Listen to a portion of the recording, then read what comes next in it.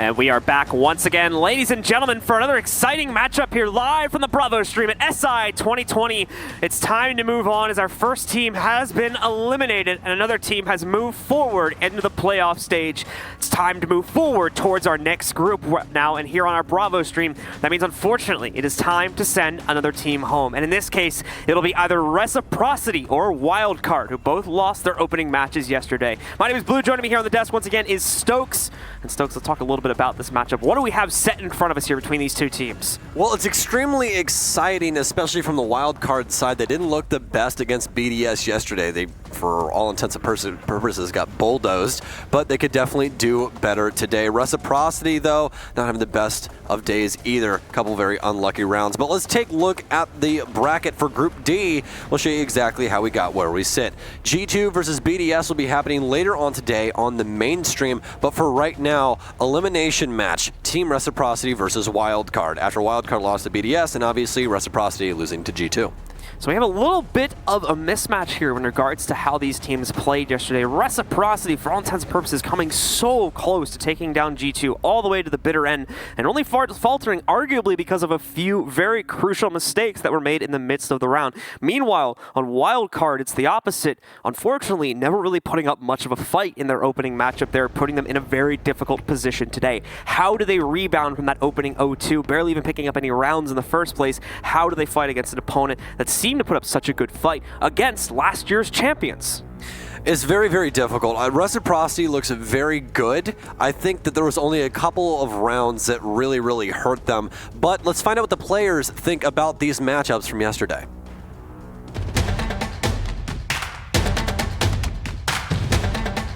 I'm Foxe from Team Reciprocity. I'm Kyle. My in-game name is Diesel and I play for Team Wildcard. We played against G2. It was a good game. It was really tough, long, enjoyable. You know, we played really well sometimes and really bad some other times. So we played BDS in our first game of the groups.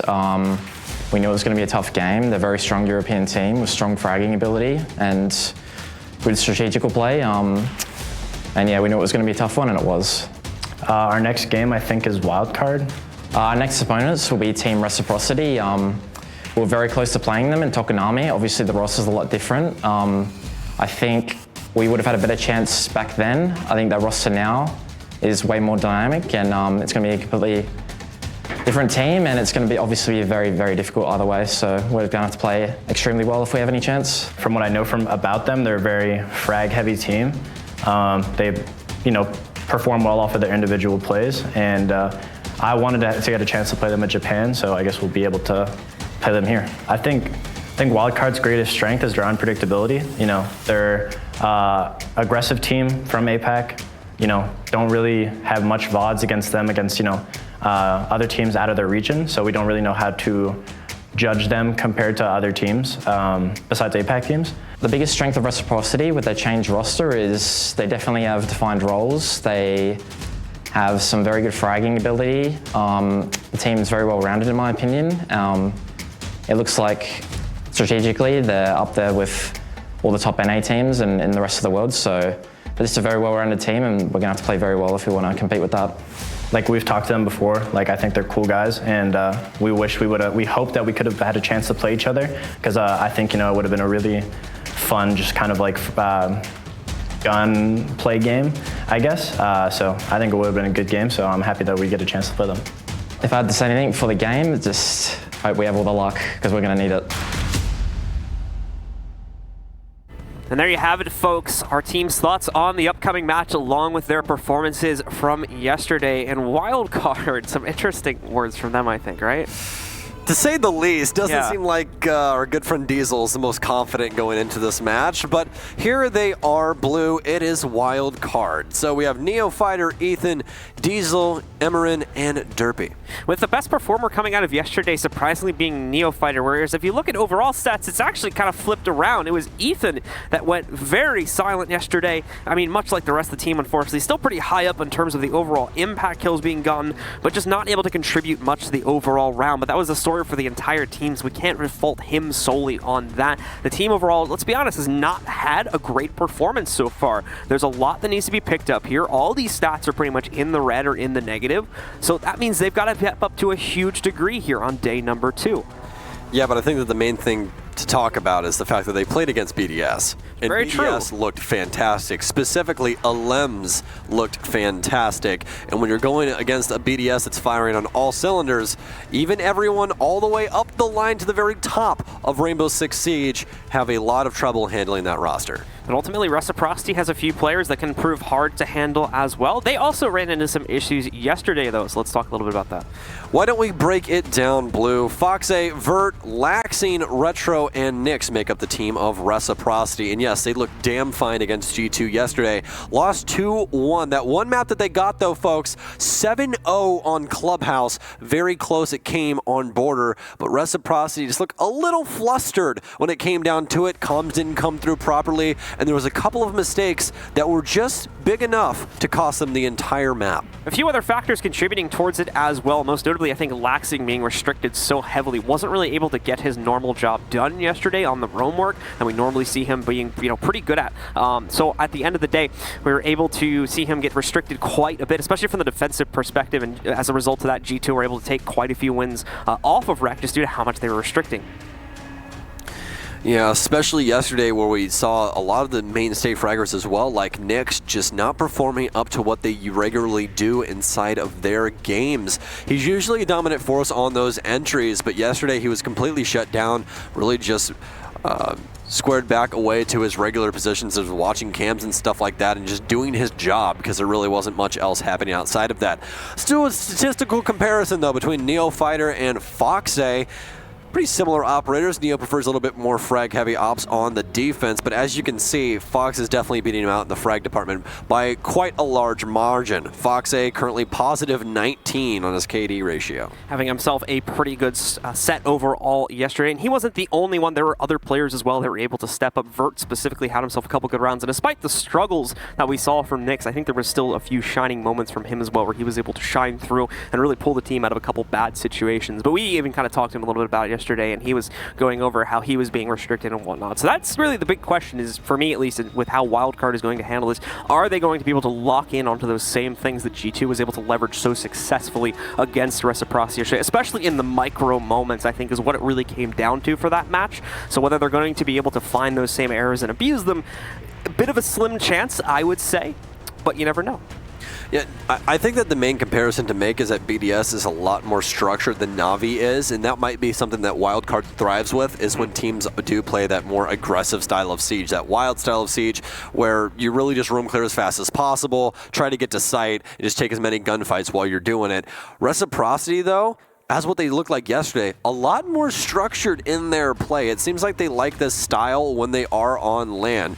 As said yesterday, LAN is completely different, and we're going to show you why. So we'll have to see if that actually does have anything to do with it. Well, let's get into the veto now, folks. I know we're more than likely going to Consulate. We'll see if that happens. Border, Cafe, Consulate first. Give me Bank. Okay, awesome.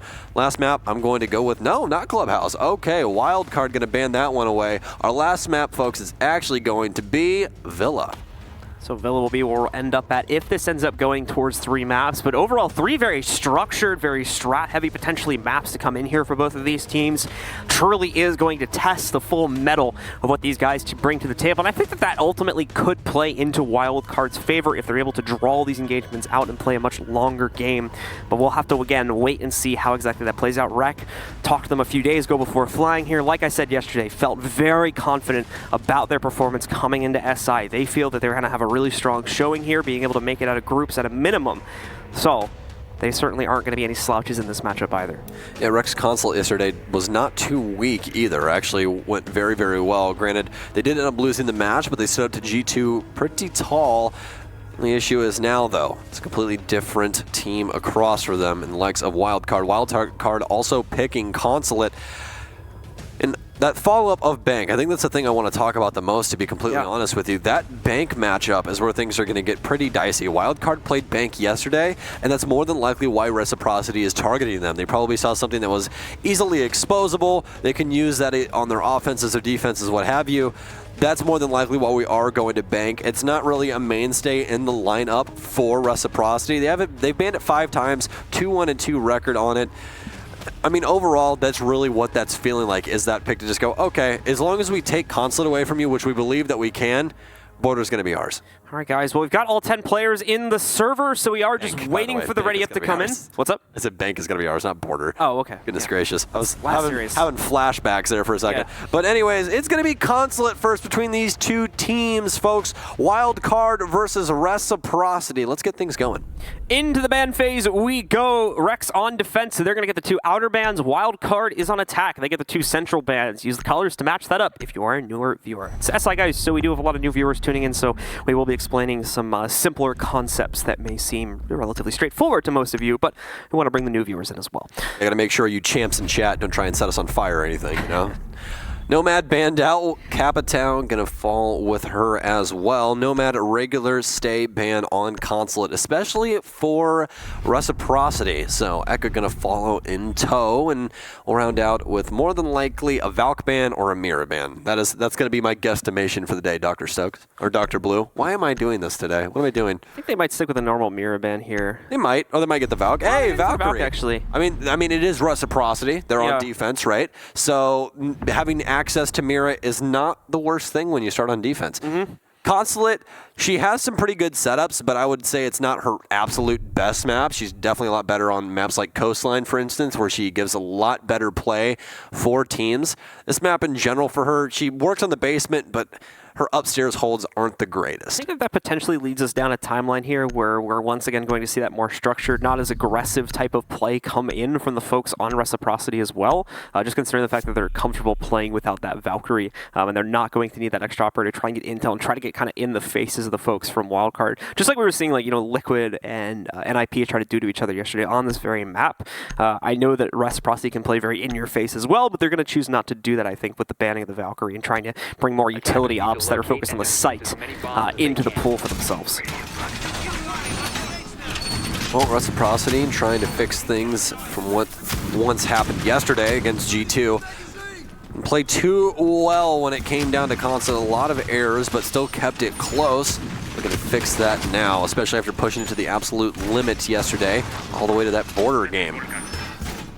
Wildcard, though, the last time that we saw them in international play would have been all the way back at the Pro League Season 10 Finals in Tokonami, Japan, Blue, which they had a very incredible game against Na'Vi that we saw just go back and forth almost the entire time. Na'Vi eventually coming out on top, but Wildcard made themselves known, especially because one of the players, I want to say it's Emoran, that plays with a $10 Logi keyboard from like your office. I'm so serious. It's a membrane keyboard that this man plays with. I'm gonna get an upgrade for you, man. Yeah, he prefers it. That's the thing. Ooh. Yes, he likes it over mechanical keyboard. So all your cherry switches and everything, throw them to the side. We need an intervention with that, man. You're getting bodied by a man that uses membrane keyboards. He's wrong. Anyway, getting into the first round here now.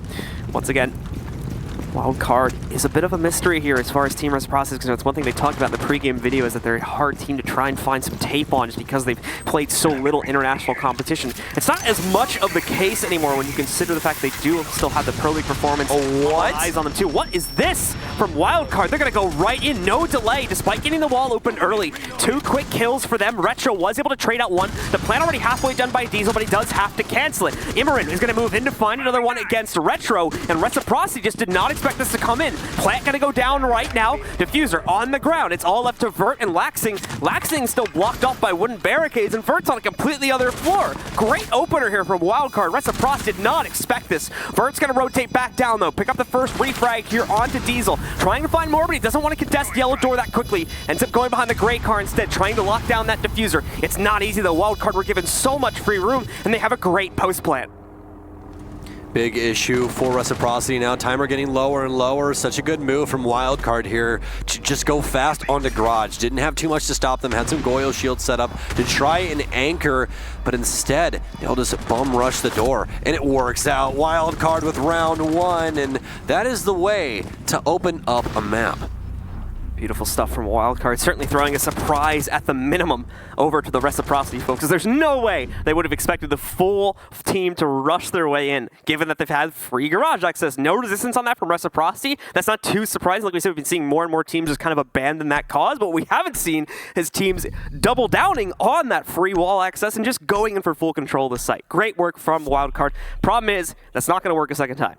No, it's not. Reciprocity was set up for an entire map clear. We had roamers upstairs, had people playing security as well as kitchen. That was supposed to be the whole game plan, was just try and waste their time as they went for the usual area of taking over piano and everything. But as you guys saw that, they chose to circumvent and just go straight for the site. Just hit site. That's all they had to do. And it worked out for them because nobody was even close to being able to assist anybody on site. They all had to rotate back. They had barricades set up. So overall, a great read from Wildcard, but that's exactly what it was. It was a Wildcard play. One that they've now thrown the card out for, so that one's going to sit in the graveyard for the rest of the round. Probably won't be brought back to life, at least not successfully, if Reciprocity's got their wits about them. Still not necessarily the most presence on site, though, as we come to the end of prep phase. I am curious to see if they're going to pull any of that back. Retro should be pulled back, considering the smoke play from him. And yeah, it does look like the rest of the team is going to enter a much more controlling position, or at least a position where they can much more efficiently rotate back if something like that ends up happening again. Well, exact same lineup for the defense here. Also going to be the same site downstairs, but obviously you can tell by the pacing, Wildcard is not going to be going for the same thing. And why would you? It's definitely not going to work twice. You can see all the bodies through the wall stacked up. Reciprocity, instead of having 2 roamers now, they have 1 downstairs along with them. He's over on the server side, though, instead. So have 1 to waste some time if they do want to go for piano control, but still, the primary objective is get the garage first. Last time, Diesel went for the center panel, which is something you regularly never do because it's very hard to combat. But obviously, since they were just going to rush it, that's what he went for instead. Right now, it looks like he wants to get open the 2nd to 3rd panel, which usually you're going 3 to 1 or 1 to 3 in between those two. Usually you do 3 first so you can establish the angle where Fox is onto White Van. As the first exothermic charge goes off, though, he'll get panels 2 and 3. Nitro Cell cells out. That's going to be a burn, though, from Fox, and it pegs him nothing. Is open, so a little bit more room for Wildcard to start contesting if they want to take these gunfights against Rex players hiding out more towards cafeteria, maybe behind the walls. In a White Van position potentially, but not going to see too much of that yet. Still 1 minute and 40 seconds remaining. It's just like the last round. Wall's going to be open incredibly early. Bit of a hunting roll here for Imran.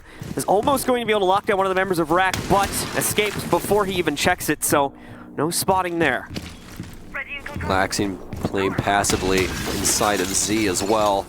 No drones coming his way, so he starts to hunt down his prey as he motions towards piano.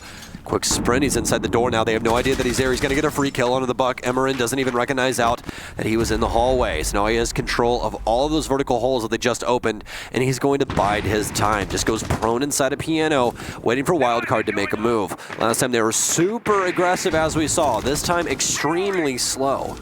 All 3 of Derpay's track stingers already have been utilized as well here, so no additional utility to try and prevent rotates in the site itself when they eventually go for the push onto it. Ethan trying to pull off the same thing as he moves in for a little bit of pressure down towards yellow here, try to slowly set themselves up for it. Evilize, going to start pegging some shots off on him. Not that it's really going to do a significant amount of damage. The time is now starting to get low. Foxay finds a second pickup here now for Rex. He's able to find Derpay on that room upstairs. On that push upstairs, excuse me, taking him down. Ethan looking for something to pick up here too, but just nothing presenting itself to Wildcard. So eventually, they're going to be forced to make a move, and more than likely will not go well. He's still relaxing upstairs on the Jaeger with full piano control. These should be some easy frags for him. Down goes the diffuser. He does get traded. Nice find from Neophyte. And he's not the only one. Ethan also picked up a kill too. Ethan will shortly fall though, and now it's all going to be on the Neophyter. He'll fall also to Retro, giving the follow-up round to Reciprocity as they take control of round number 2 and tie us up at 1-1. That's how last round should have went right there. That's the entire plan that Reciprocity had. Let them get the garage door open. They're not bringing anything to stop them from doing it, and then just play utility to waste as much time as possible. Have Laxing on the roam to prevent anything happening inside of Piano. Worked out beautifully this time around. The issue for Wildcard is that they didn't try and bide for that Piano once Laxing had taken control of it. No one really hopped on drones. It seemed like the drone economy either wasn't there or just no one was risking to get on a camera at that time. Instead, they just sat outside and waited for him to try and peek from other angles. Again, they had the map control that they needed, but right when it was taken away from them, they didn't try and regain control of that area. More than likely worried about Reciprocity having someone rotate up to assist Laxing, and they just didn't want to lose that amount of bodies. Instead, just trying to go straight for sight, but you really can't do that when they have that Piano control with those holes. So split sight is what is next up at bat here for Reciprocity. A lot of teams have been trying this one out and have been utilizing it over the past couple of months. It's almost become a mainstay so far here for Consulate matches at SI and a few other events we've had played out as well. Reciprocity, once again, bringing pretty much the mainstay to the table. Similar loadouts to what they brought yesterday when they played on this site here. So Mazion for the Laxing to control whatever area he's going to hold down for himself. Got the castle to block off some of those more dodgy access points they don't want to give directly over to Wildcard should they get quick control across the map. Foxy's going to play downstairs on that pulse, and then of course you've got the Evil Eyes and the additional support from the Alda, which is arguably even more important to help your team out as well there for Retro. Well, this is a site that you and I talked about quite often yesterday on this map versus G2. Nyx had a very highlight play of being able to hold things down in tellers and win them around on this split site. Split site acts very, very weird. A good EMP here by Neo to clear any ADSs or anything that's sitting on these windows so that nothing throwable can get grabbed. So just some good map knowledge there from Neo. Rest of the squad, though, focused on an admin clear, and that's exactly what you need to do for this site. You need to top-down clear this, make sure there's no pressure that can possibly come from that admin's office hatch. Because right when you get inside of Visa, you could be in a lot of trouble otherwise. We also saw a very unique setup by Liquid on this site as well yesterday, with some Goyo shields inside of the main area of Visa. Just some very creative things that we've seen throughout this tournament already. Gamer once again looking for pickups that he might be able to find. Just taking out the default cam right below him there, but not shooting out the area. If he had, he might have actually locked down one of the members of Rec too. Not sure if that player was sitting in the corner of Visa or downstairs for the silhouette, but either way, going to start doing a little bit more of that reconstruction work at the edge of admin, which leads closer towards that site in Visa downstairs. Nothing to be found, though, at this point early on in the round. Wildcard still just taking the early control. A bit of drone work to be done. They do catch the player at bottom spiral, and are going to try to use their rappel angle here to take out the castle, but it's not going to be successful, and Ethan ends up backing away from it. Reciprocity has moved the castle barricade, or actually, excuse me, the castle barricade has been destroyed that we saw get put to such good use yesterday. Ethan trying to bring in another drone, but a lot of drones have already died for Wildcard. Diesel out of all of his, Derpy down one. I believe Emerin has lost his other one as well. It's just, again, sometimes that UI bugs out. Don't blow yourself up, my friend. That was very close there. If he cooked it at all, he would more than likely die. Trying to get rid of some utility there in the corner. So Frag Grenade not going to bag him too much except for that. For this split push, you want that top pressure, and then you have to start trying to put pressure other places on the map, like what they're trying to attempt to do inside of the hallway upstairs in Long with Derpy. They need to try and find some way to cut off rotate for grass, as well as burn these nitro cells up from underneath. But the issue is now, though, is time. Ethan once again trying to get stun charges into the team, has a better job of pushing for control and access. Actually looks like they might try to play from this hatch a little bit too. You can see Copy Room has been blown up to take down that side hallway leading up towards Spiral, but again, just not much claim from him. I mean, we're down to 15 seconds, no one's died yet. That's going to change though with Diesel's push, and he's not alone. Ethan works with him. They'll get up on top of the desk, commit to a push. Laxing's going to start pushing from around circle desk, but again, Ethan catches it. Cutting off the rotates, the plant, no, is stopped by Vertical though, and with that, Reciprocity will win it out on time. They saw when he started to put that diffuser down on camera. Such an intelligent play there. I mean, great nitro cell. I'm going to assume that Habana did not clear off the table. You actually have to smack the papers and stuff on those desks off in order to plant. So he had to go plant on the floor instead. Very unlucky stuff there for Wildcard. But again, it's all on that pacing. They just took a very long time trying to clear out the top floor, even though it was completely empty. got in, established those angles, but never really had a game plan when it came down to actually taking over the Teller site. And no way to clear out the players in basement either, unfortunately, at the end of the day, so leaving that utility alive. And well, and like you said, flubbing a little bit on the table plant there, so they're not able to get that job done, which would have prevented the outcome we saw at the end. Well, the main issue is that most teams attacking that site come from the west to east in the basement. They'll start either yellow stairs or open up big garage and then come in through there.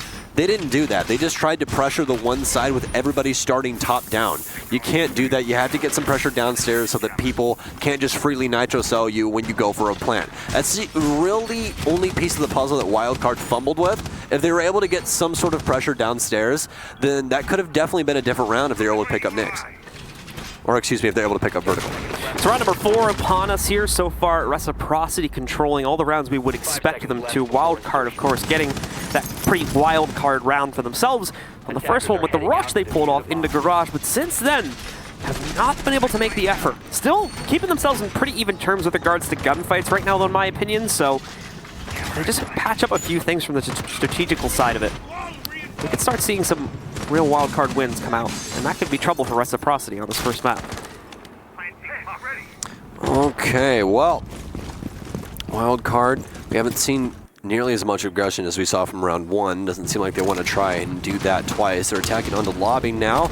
It's getting some default cam, something that Rogue was having a little bit of trouble with in our last game, but Wildcard not falling into the same trap.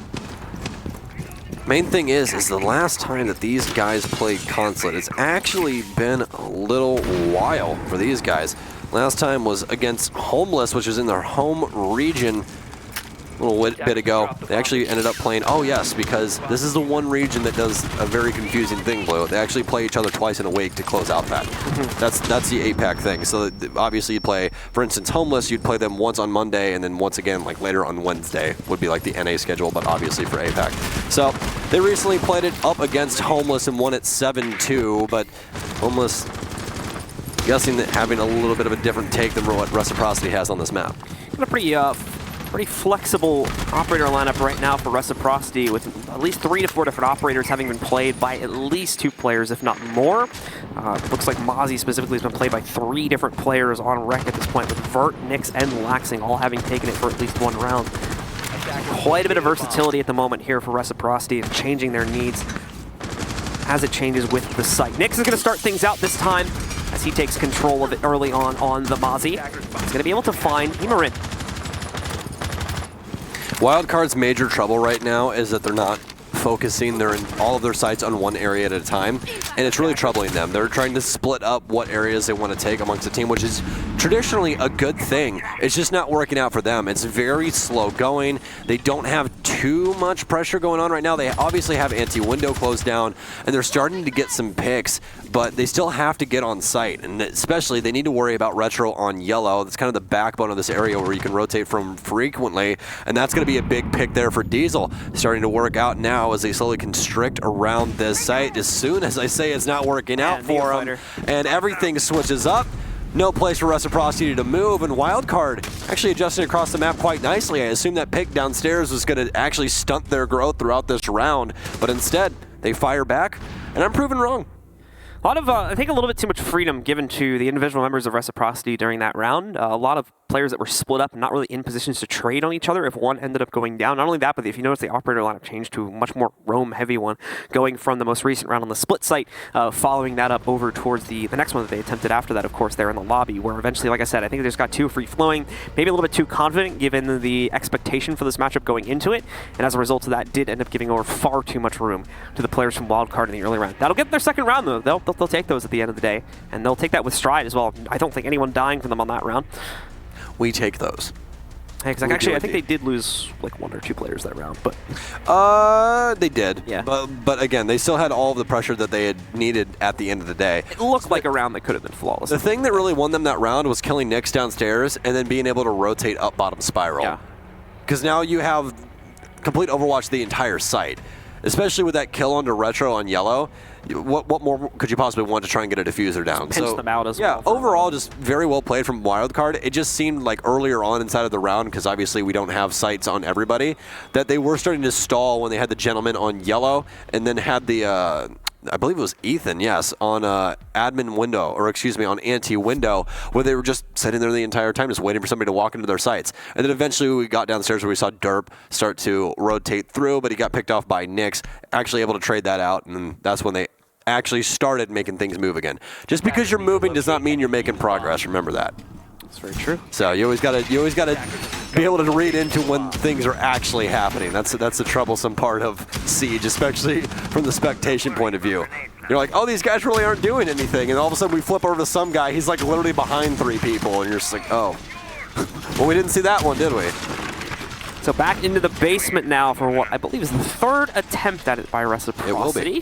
They lost the first one, recorrected it on the 2nd attempt, and have now gotten it unlocked, as that was their first one round that they were able to leverage into their own control.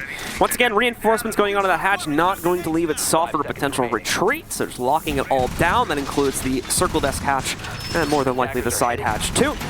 And off of that, we're going to see the large majority of that rec roster start to fall back. Foxay sticking around upstairs right now, but that may just be to set more things up for the rest of the team. Yeah, he's prepping an angle through the piano to, I believe, watch the hatch drop upstairs. So they're going to play a full-on roam here. Vert's upstairs, so yes, this is exactly what this is set up for. Foxay is going to play piano with those reinforcements so he knows that nobody can shoot him from bathroom. He's got to worry about ante, which is what the soft destruction is for, in the wall to help him out with that. And then all he has to do is assist anybody if they go for that drop through that angle in piano. So basically, he is the safety net that is going to catch Vert. Got the garage door opened by Wildcard, and on top of that, first Goyo shield is dealt with and blown up. Neophyter gonna look to set up his drone here, gets it right on the back window of the black car. Gives them good purview onto the pipes hallway, leading up to Spiral. See it from security as well if anybody tries to push out or create a punch hole for themselves there. This is very scary. Reciprocity's on full roam, and Wildcard bum rushed this the last time. If they drone out and see that it's only 2 people, all they have to do is avoid, obviously, Vert's Mozzie traps. Then they can just bum rush site again. I don't know what there really is to stop them behind, besides this Goyo shield. Obviously, Retro's on smoke, but ooh, big pick to start us off here. That's going to be the gridlock, so no more flank watch available in the form of utility. He's going to die pretty far off from the rest of the XQ2. They'll open up the other half of the garage door just to give them, again, better views to work off of here. Vert, once more, though, going to find a 2nd kill on the round as he takes out Ethan. I believe that happened from the roof if he caught him on Skylight. See if we can get confirmation on that. Thank you very much, Marcio. Was he up? Oh, no, down at bottom yellow, so manages to catch him on a run in there. There he is. So it's going to be able to take him out from that point of view. That's Ethan gone down. Of course, we saw Derpe being taken out outside. Roam game working out for Reciprocity extremely well. It didn't seem like Wildcard wanted to play any games with it to start us off, but already have lost 2 players.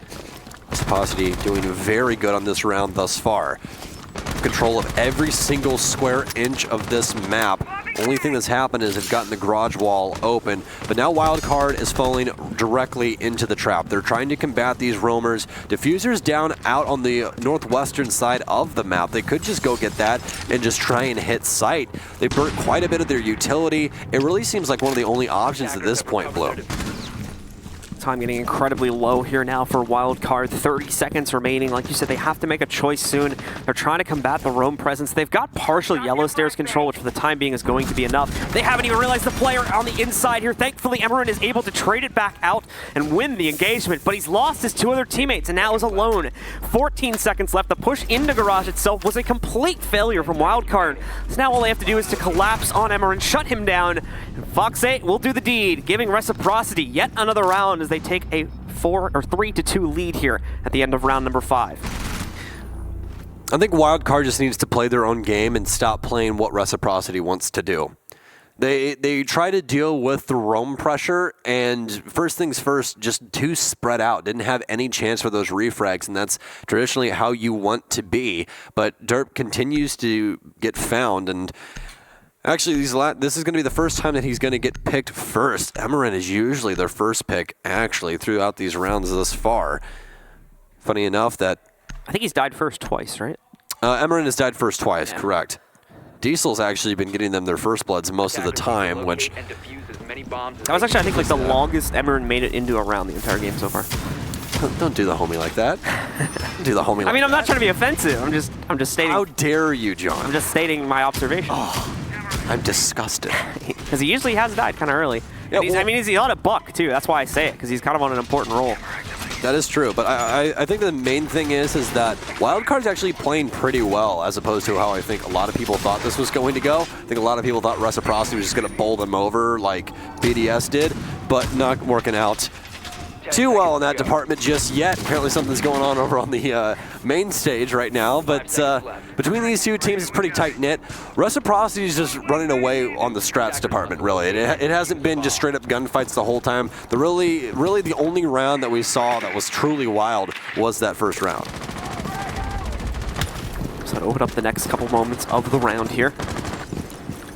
Ethan going to go on that rappel once again. Just deal with the default camera at Spiral, and I'm sure position himself for something that could be utilized later on. Oh, they do hear the Nitro Cell being thrown out. You can see Emeren trying to adjust to shoot it, but it's just too late. Neofighter gets sent flying away from the admin offices, and that's a free kill to Wreck, gained by Foxay. That's such a good pick as well. That is Thatcher, one of the most impactful ops in the game on the offensive side. He has EMP grenades that you throw on the ground. Little gray ball with blue lights. Once it goes off, it disables or destroys any electronic equipment that the defenders have. It just depends on what utility they have. He gets 3 of those as well, so that's going to mean a lot because currently being played is the Mute Mozzie combo, something that's gained a lot of notoriety recently inside of Rainbow Six Siege because it denies a lot of information from the offense. You guys have probably heard us talk quite a bit about drone economy throughout the day already. It has a large impact on that. Thatcher helps out quite a bit. Well, the drone work working its way forward here now as once again, Wildcard is going to need to vie for control relatively quickly. Given that they're just starting to fully control at least second floor. And it's not even safe just yet either. You don't see it on a drone, but Nyx is going to walk up through Visa stairs and catch Derpit, taking him out of the equation and actually taking away a large amount of upstairs control that Wildcard had locked down up until this point. He's not going to be the only one here anymore either. It looks like he's having one other teammate. I think it's Laxing rotating up through yellow to add additional support to the upstairs hold. Wildcard having a lot of trouble dealing with Reciprocity on these roams. And Reciprocity has really just dipped and dashed the entire time. Another Nitro Cell getting thrown outside, and that was all the way from downstairs through the hatch. So overall, just a very, very struggle round for Wildcard. They're just now trying to throw themselves at the site, and it's actually working out. Ethan gets a kill through some vertical holes made inside of Tellers onto the mute that was Vert. Nyx also gets killed, so almost back on equal footing here, but Reciprocity has the main pinch points. 2 people downstairs, still do have a possibility of Nitro Cells, and also has 1 upstairs, but Wildcard is just removing what you thought the book actually was. Emeren's now on site. He gets 1 kill, trading out his teammate, but he doesn't have the diffuser. Oh, actually, excuse me, he does. Emeren now going for the plant. He's locked in, but Retro, a very slow-moving operator. Oh no, he's been baited. He heard the move. He's been bamboozled. He knocks it down to the 1 versus 1. It's Laxing, though, one of the most clutch players on this roster, waiting to see if he can possibly plant, and he can. Had plenty of time now, though. Emeren might actually win this round that no one thought that Wildcard had any business in right now. Second 1vx in a row for Emeren. Oh no, a third Nitro Cell kill. It's going to be way off the mark, way to the right, but he should know now that his right flank is more than likely clear. It's a pre-aims on the left side. Takes him out. Oh no, oh, no, you can't do that. Checking the crouch key. Headshot on the shotty as well. And with plenty of time left on that defuse timer, Laxing is going to clutch out the 1v1 and set up a 4-2 half for Rec. Defender mission successful. That was just the most amount of disrespect. Just threw it back on Homeboy for a second. That was all right. Okay, well, Lax surely letting him know that that was not going to happen. And to be completely honest, it might also just be a thing of Laxing's trying to get his head in the game from yesterday. Lax is saying, this is the game we play here. Yeah, he was like, I don't know where you're from, my friend, but over here in NA, this is how I say hello. This is how we do. This is how we do. All right, so we've got Troy yelling. We've got Laxing just crouch keen, making sure that thing works. You gotta make sure it works. We got GNs from Merc. What else is there? Did we get a GN from Merc already? I don't believe we've. I don't think we had anything from TSM. That's Merc. We'll have to see. We're waiting for it. Do I need to remind you? Someone speak to Merc. Do I need to remind you of the EU Attackers game? need to Yeah, locate true. and defuse bombs. Good night, never talk again. Thank you. Doesn't like type again. Never use my never say my thing again or whatever that No, he said. literally said GN, never type again. Never Thank you. type again. Thank you. And he had it prepped. So that was the best part. Like right when they lost, it was just enter. Just had it ready, pre-typed in at the start of the round. He died. And he was like, I'm gonna let him know. Like, all right, it's cool. Yep. Let's get this message preloaded. Yeah, but I will say one thing. Overall, Wildcard doing so much with so little in that last round. They had no right even getting that down to the 1 versus 1. Emerin specifically making really good progress in the 1vx. Second one he's been in a row. Yeah. Yeah, last one, unfortunately, didn't really have much room to maneuver. You can't really fault him for losing that one. But this one, you know, given the opportunity to close out numerous 1v1s, and for the large majority of them, he succeeds. This is a good read from Laxing. The Nitro Cell, in my opinion, gives him a good amount of intel as to where that player more than likely is, and he's able to just read into that and shut it down very easily. So Yeah, I think that the main thing is that Reciprocity just kind of gave him the reins for a second. There was no chance of refrag. They kind of went frag chasing for a second there, and it almost came back to bite them. Luckily enough, Laxing clutched up, was able to read into the rotate from Emerin. Otherwise, that could have been very, very bad, especially on a round that you had every single right to win. already managing to get himself the drone in position towards Piano, opening up a potential push avenue for these guys to clear it out. And also, most importantly, the intel. They'll spot the pest. Fox is just going to sneak right by it. And get himself up those yellow stairs a bit more than likely spotting out the player hiding on the inside here. Get some good intel over to his teammates. Nyx now trying to get in position to leverage that if possible here. Just that little step over so they can see if anyone rotates through Piano or the spiral hallway to get back over here towards yellow. This spot has made taking yellow so much easier. You want to make sure no one can rotate safely back into front desk, as well as closing off anyone attempting to come up the staircase. Reciprocity slow and steady for the time being though. 1:30 seconds left, and here goes the minigame of yellow. Still ADSs though. Laxing, I do believe, is across the map currently, so can't EMP anything just yet. Tosses one across, but it's not going to burn any ADSs. Going to more than likely have to burn some impact or something from the lifeline of Vert in order to get this area open. Laxing's actually holding a cross angle onto the bathroom, so they're trying to put as much pressure onto yellow as possible. Vert eventually gets Diesel though on the upside down rappel. Oh no, going back and forth. Why is he going to repeat that again? No. Neo dancing with death, and death he will find. Nyx just realizing the jiggle peek was a thing, and he's like, I'm just gonna hold it and just spam my magazine out, and hopefully I'll get enough damage, and that's exactly what happens. Neophyter takes the bait, hook, line, and sinker, and pays a hefty price for it. 5v3 advantage now in Reciprocity's court. All they need to do is swing in for set control here, and the round should be theirs. This often is the hard part for some teams, though, but they've got the thermite in check, and they can open the small wall at top yellow, giving them complete access into the console office where they'll have a plant opportunity. Emerin, though, with a nice find, is going to be able to take out Laxing. Foxy will quickly trade that back, but another one is found by Ethan to try and keep this close. Still a man advantage to Rec, but only by +1. Another rotate coming from Wildcard up those yellow stairs to try and catch these players. Nitro Cell goes into the position, but is off the mark by the time it explodes. Retro is going to be able to catch Emerin in the meanwhile, and that leaves only Ethan, the player that just chucked the Nitro Cell a few seconds ago, alive to try and clutch this out 1v3. They've got a pretty good idea as to where he's coming from as well. This shouldn't be too much of a surprise now that they've spotted him top yellow, and there you go. Retro finishes things off on the thermite and closes down the round for Rec.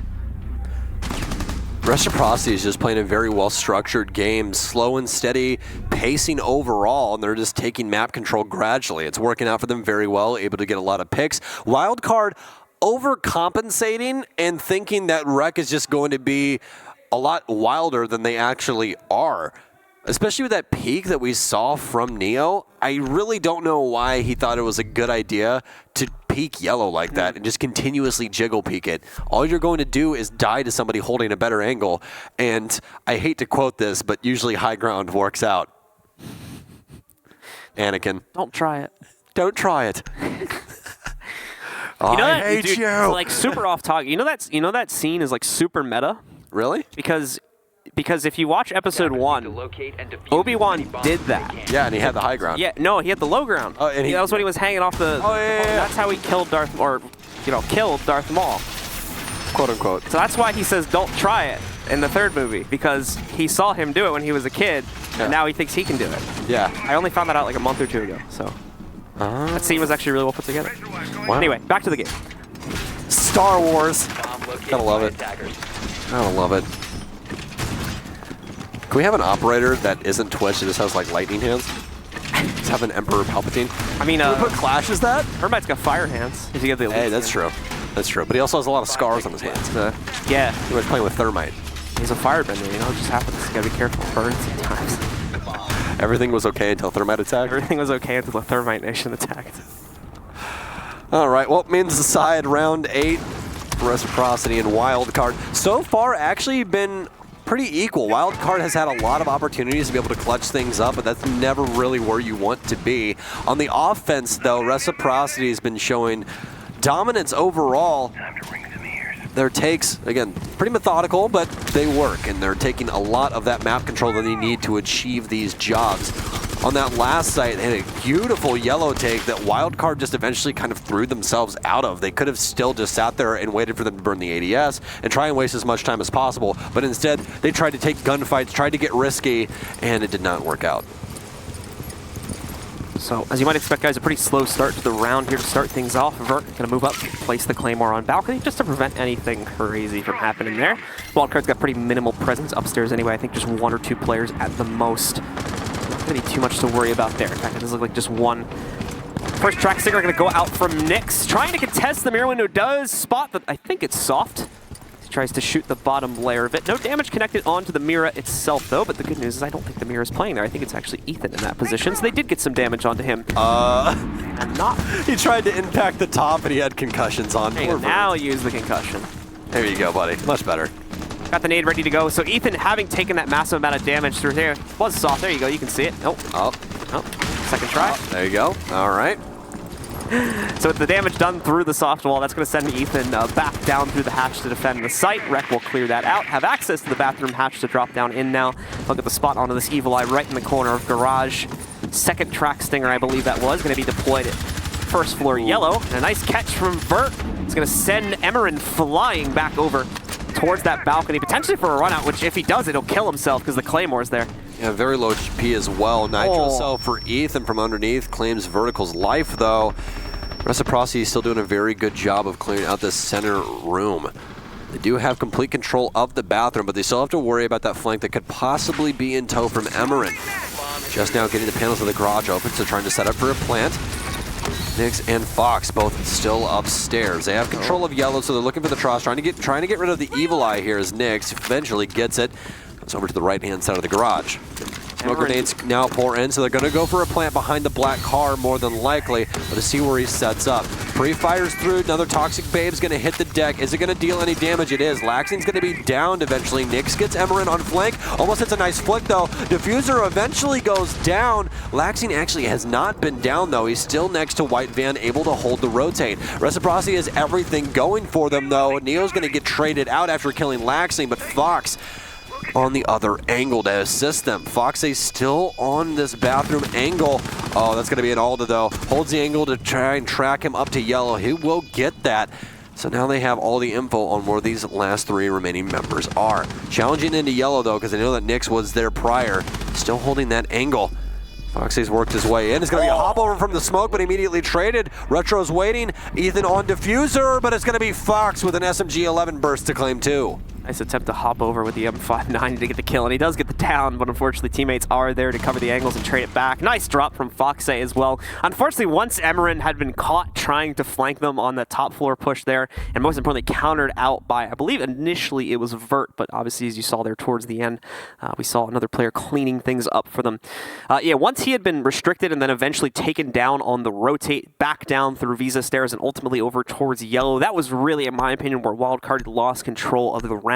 Too strong of a post plant past that point, especially with Foxe holding the top hatch, and there just wasn't really enough room for Wildcard to renegotiate for their retake. It's impossible unless you're able to wipe out everyone on the bottom floor or holding outside the garage in order to kill Fox, because he's not going to move from that position. It's way too powerful to give up, and that's exactly why he held it until the very end when he knew that they were going for that defuse. Even just completely ignored the duel for the most part versus the Maestro on the other side. He didn't have to do anything. He has the high ground. All right, enough on that. You're welcome. No more Star Wars references for 2 games. for 2 games? Yeah. I don't know if I can do that. I mean, we did it all the rest of the tournament, so. I've been watching so much recently. Such a good series. Make sure you guys watch that. If you didn't have a childhood, make sure you catch up. Let me tell you. Lots of services for that now. Let me help you. Anyways, all right. Wildcard still. It's the weird things that make you laugh as well. That's the worst thing. But Teller's defense, or excuse me, lobby defense. Apologies. Wildcard. Attackers are moving. Setup actually pretty routine. They've got the hatches open for nitro cells underneath, playing top pressure inside of projector as well as connector. So pretty straightforward. This shouldn't be too difficult for Reciprocity to be able to identify and then execute onto. We'll have to see if they do want to try and get this top control out early on, or what their game plan is. Foxing gonna work on the drone, trying to push it in towards the lobby. Unfortunately, pests are in the way. Trying to figure out if he's got one on each side or if it's just the one edge. It looks like he does figure out that's just the one edge, so he'll push that drone in through the left side. That door is way too big to have a single pest cover the entire thing, so more than likely he's gonna be able to get that in and get some good information access here. Yep, the rest of the team will do exactly the same now that they've got the way in. So find the player inside of Anti. Won't be able to use that intel too much just yet, as it's still very early days in the round, but they can start to try and fluster him from outside of that position, either pressuring the window next to him or using their utility to eventually force him out of the room. Well, looks like Reciprocity is going to be moving very quickly now, as they see Z is free for the taking. So it's going to keep Nyx on yellow. Vert's made his move. Still plenty of time left in this round. Reciprocity looking very good so far. Rack looking good, but remember, no kills picked up so far. Very small amount of progress being made. They're still going to have to deal with the roamers upstairs, which there's quite a few of them still to be dealt with. And they're getting low on time to accomplish that. 1.5 minutes remaining now. See Vert hoping that someone over peaks. They'll catch that nitro cell, so player in piano is reconfirmed as well, or potentially bathroom, opening up the soft wall, but the push comes out from the stairs. It won't matter though, as they hold every single angle. Now having the player inside of console restricted, they'll just have to try and ice out the angle. Doing a good job of surviving for a long time there, but still ending up falling. That's Neophyter upstairs that goes down. Diesel and Derpe in the meanwhile will strike back, taking out massive. Where is Derpe at right now? Picking up a massive amount of frags, and all of a sudden, a round that seemingly Rec had great control over has come down to just Nyx to clutch it in a 1v2. Moving in, and an M590 to the face is all he'll get in that clutch, as Diesel shuts it down for Wildcard. Reciprocity had everything in order to take control of Piano. The only thing that they were worried about was the hatch upstairs inside of Pantry, or excuse me, inside of Cubby off of Console. Once they had that control and killed the man on yellow from Nyx, they could have just executed right onto Piano and then tried to get those frags onto site. Instead, they allow enough time for Derp to do whatever the hell that was. It seemed like he just walked out yellow, killed 2 people on rappel, and just went on about his day. So for Reciprocity, it might have came down to one of those moments where it is just, hey, we never exactly went for the execute. We got everything that we wanted, but we just never got down to our final step. So into our next round we shall go. Reciprocity still setting themselves up onto map point here at the series start. Wildcard refusing to give up, holding on for yet another round. We do go upstairs for the next site. Wildcard will look to once again extend this map on longer and longer and hopefully try and take it to the full distance into OT. But remember, on top of the one they just won, they now need 3 more just to take it to OT. And then they need 2 more on top of that. So this is a massive ask for Wildcard at this point. Reciprocity, the ball is very much still in their court and will remain that way for the next few rounds. And that's the main issue. Wildcard with an amazing comeback in that last round. Truly wonderful. But the issue is that Reciprocity is at match point. They're able to claim the map. That's Wildcard's map pick. You can see it in the top left of your screen there. And then they go into bank, which Wildcard played yesterday, and Reciprocity saw everything. This is not looking very good.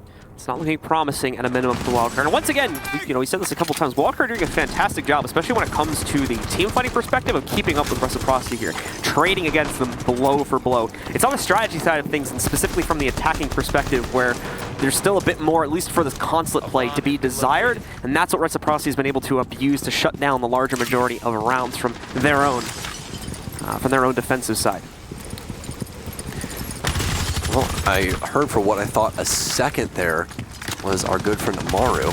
But as I looked up from my notes, I noticed, it's just a repel sound. I was like, there's no way they brought in Amaru. There's no way that... It'd be a much bigger deal. Yeah, I was going to say. I was like, there's no way, because Blue would be talking about that. That's a crazy thing. We don't see her too often, but with the recent buff of the G8A1 with that angled grab, we've seen her quite a bit, or excuse me, well, at least the gun quite a bit on IQ. We've seen her once or twice get used inside of Pro League, but otherwise, not too much. Seems to be the exact same attack for Reciprocity, though, onto Console. Worry about Yellow, burn some ADSs, but again, they have to get around these ADSs. Last time that we were in this exact same spot, all we saw were people from Wildcard take some very risky gunfights that never, ever worked out for them. Another frag grenade in just to see if there's any ADSs, and they're going to burn them both. So I don't know if they thought that for some reason the track stinger would get eaten up in the ADS or exactly what happened there, but it doesn't work out in the end. Maybe they know they can't get past it with the nades. They're just trying to use the tracks. They're going to force the player hiding on corner out. But either way, it's not really going to work. Wildcard still holds full control of pretty much every asset here on Yellow Stairs right now. And Wreck are getting low on time, coming down to the last minute. Fox taking a huge risk on swinging into Bathroom, and it does not pay off. Vert going to try to do the same thing. Both are shut down. Nyx does get a kill elsewhere to take out Ethan. That's a very small gesture in what was otherwise a 2-for-1 exchange. Emerin is also now able to find Retro out for himself, down to just Nyx and Laxing, who are nowhere near this execute. A failed Yellow take here from Reciprocity leaves Nyx and Laxing in a 2 versus 4. Still winnable, still have time. Don't have Diffuser, though. It's currently down on the western side of the map, but Laxing will remedy that. As Nyx is on the roof, running towards Repel for Admin. Only 30 seconds remain now, though, and plenty of utility to go through. Diesel still has a smoke grenade, still have Neo with that terrifying weapon that is the Alda, as well as the last 2 remaining members. That's the issue now, though. They have to get on the site, they need to get a diffuser plant, or try and frag out everyone. Laxing rotates all the way to the balcony. Dirt takes down Nyx across the map. It's all down to Laxing, though, in a 1 versus 3. Toxic Babe out. He's taking quite a bit of damage, and he's just going to lay down outside while the smoke goes off of the window. And that's going to be Team Reciprocity and Wildcard 6-4. Operators, you are out of time. Wildcard slowly inching this back under their own control. And some serious issues starting to show up there for Reciprocity. No Yellow control, no capability to try to funnel in through the first floor Yellow Stairs entry either, due to the fact that there was still a player actively watching that for Wildcard, and no other angle seeming like they would have been able to set up that late into the round to make up for that. So they just forced themselves in through those almost like hot breaches that they try to pull off there as they swing in right against the enemy angles, and it goes pretty much as you'd expect. Shut down very swiftly by Wildcard, leaving not much hope for the remaining 2 players after that exchange is done. It's just one of those things where it's out of frustration at that point. You already burnt all of your utility on Yellow, and now you still don't have access. And the issue is that they didn't use anything to identify if there was still an ADS. They just threw the frag grenades. They go for the EMP, the ADS is set too low, the EMP can't get to the radius to destroy it, and the frag grenades just continue to get eaten up because of that. They need to have some stun grenades or something else in order to burn those ADSs. It's simply just bringing stuns. Thermite has access to them. A lot of actual support players have access to these throwables that are burnt by ADSs. Just use something else to be able to use those frag grenades. The only reason that this didn't happen the last time that they went for Yellow is because there was just 2 wild attempts to kill people from Wildcard Gaming. That's the only differences. Reciprocity just needs to get better at those little micro instances. So next round, only 2 more attempts here for Reciprocity to try and close this out in regulation. Otherwise, Wildcard will take it to OT. Down to the basement is the next attempt at sight here for Wildcard. They'll look to push this even further to a deficit for Reciprocity. Now, no reason to panic just yet for our attacking squad. Still a lot of things going their way. Just these last few rounds have been a bit bumpy, specifically that last one and their failed attempt. Just a bargain for Yellow control. And then eventually just running out of time and, more importantly, utility to get that job done. Well, last time on the site, Reciprocity had a very good attack. Wildcard really didn't seem to know how to handle things, so see if they can find some success on this now. They do have a Mira setup. This is the traditional way of setting up Mira on this site. One inside of the security office, one inside of the kitchen. They're going to have that exact same roam setup as well. The last time that we saw Reciprocity attack this site, Fox was able to get his way into Bathroom, and he held that position the entire time. Very powerful and potent area. especially with that hatch open where he was able to shut down anyone coming from security hall or playing pipes. Eventually he just dropped and cleaned up the last 2 odd ends there at the end of the round to secure them that. The main issue now, though, is Wildcard going to fall into the exact same ruts? Laxing getting a lot of the site cleared out by a drone. The entire front right section looking pretty much clear for Rec. There are players in cafeteria to worry about, and I believe there should be some presence closer to yellow too, but the actual push itself, especially if they swing towards white van, is relatively scot-free right now. Now, the only downside you can see besides this too is the fact that you still have players roaming upstairs causing issues. I think either Derpe or Ethan sitting in position right above that bathroom hatch potentially to delay these guys, and that's causing the overall delay right now from Reciprocity from pushing in. Track Stingers are going to be chucked up by Nyx as well to restrict some more of this room. 2 out of 3 of his, 1 thrown upstairs to prevent rotates, 2 more thrown close to stop any players from pushing out of their pipes hall or cafeteria. Smokes used besides that, Retro nearly going down to a smoke gas grenade. Nyx and Fox say the first to strike. Ethan will respond in time, but still an advantage and most importantly a lot of control going into the favor of Reciprocity right now. That's only going to continue. Vert with 2 more going right into his pocket, and now all that remains is Ethan, who had that bathroom hold upstairs. Yeah, I was able to get 1 kill from it. That was Retro on White Van, who had the diffuser originally, but that's the only kill that they're going to get before Reciprocity closes out the map within 11 rounds. Fantastic play from them overall. Kind of stumbled a little bit on those yellow takes, though, so might need to go back to the drawing board with those and figure out exactly where to put those EMPs. They just were not reaching those ADS, and I can definitely tell you that was probably very frustrating. Ultimately for them, though, just bumps in the road, I think, at this point, so they're not going to worry too much about that. VOD review later tonight, yeah, then they'll talk about that. But for right now, pushing that out of the way, focusing on map number 2, which is going to be Bank, and it will be coming up, guys, in just a couple of minutes. No breaks here, so we will be jumping into it as soon as the players have taken their own break and are ready to rock and roll. But for now, it comes back to us to talk a little bit about what we saw there in map number 1. Still, like I said before, ultimately, I think a much closer affair than a lot of people, including myself, were expecting out of that one. I did not think we were going to see Wildcard put up as much of a fight, let alone get as many rounds as they did, especially towards the end of it. We were starting to see them become a real contender there. And even in rounds where, yeah, they didn't necessarily have the closest, capability to actually come out and win the rounds, especially in late situations, still trading pretty often pound for pound with Reciprocity in these gunfights. And that's a lot about what Reciprocity talked about. These guys are pretty good when it comes to gunfights and whatnot. It feels like Reciprocity when it comes to just absurdity or things that they don't have the most amount of information on. Kind of like going back to Pro League Season 10 Finals when they played against Ninjas in Pajamas. They didn't know really what to expect. Nims playing with 2 fills. They don't really know how they're going to play. And it was maintained extremely close proximity the entire time throughout the match. I'm getting reminiscent about that because of how this went.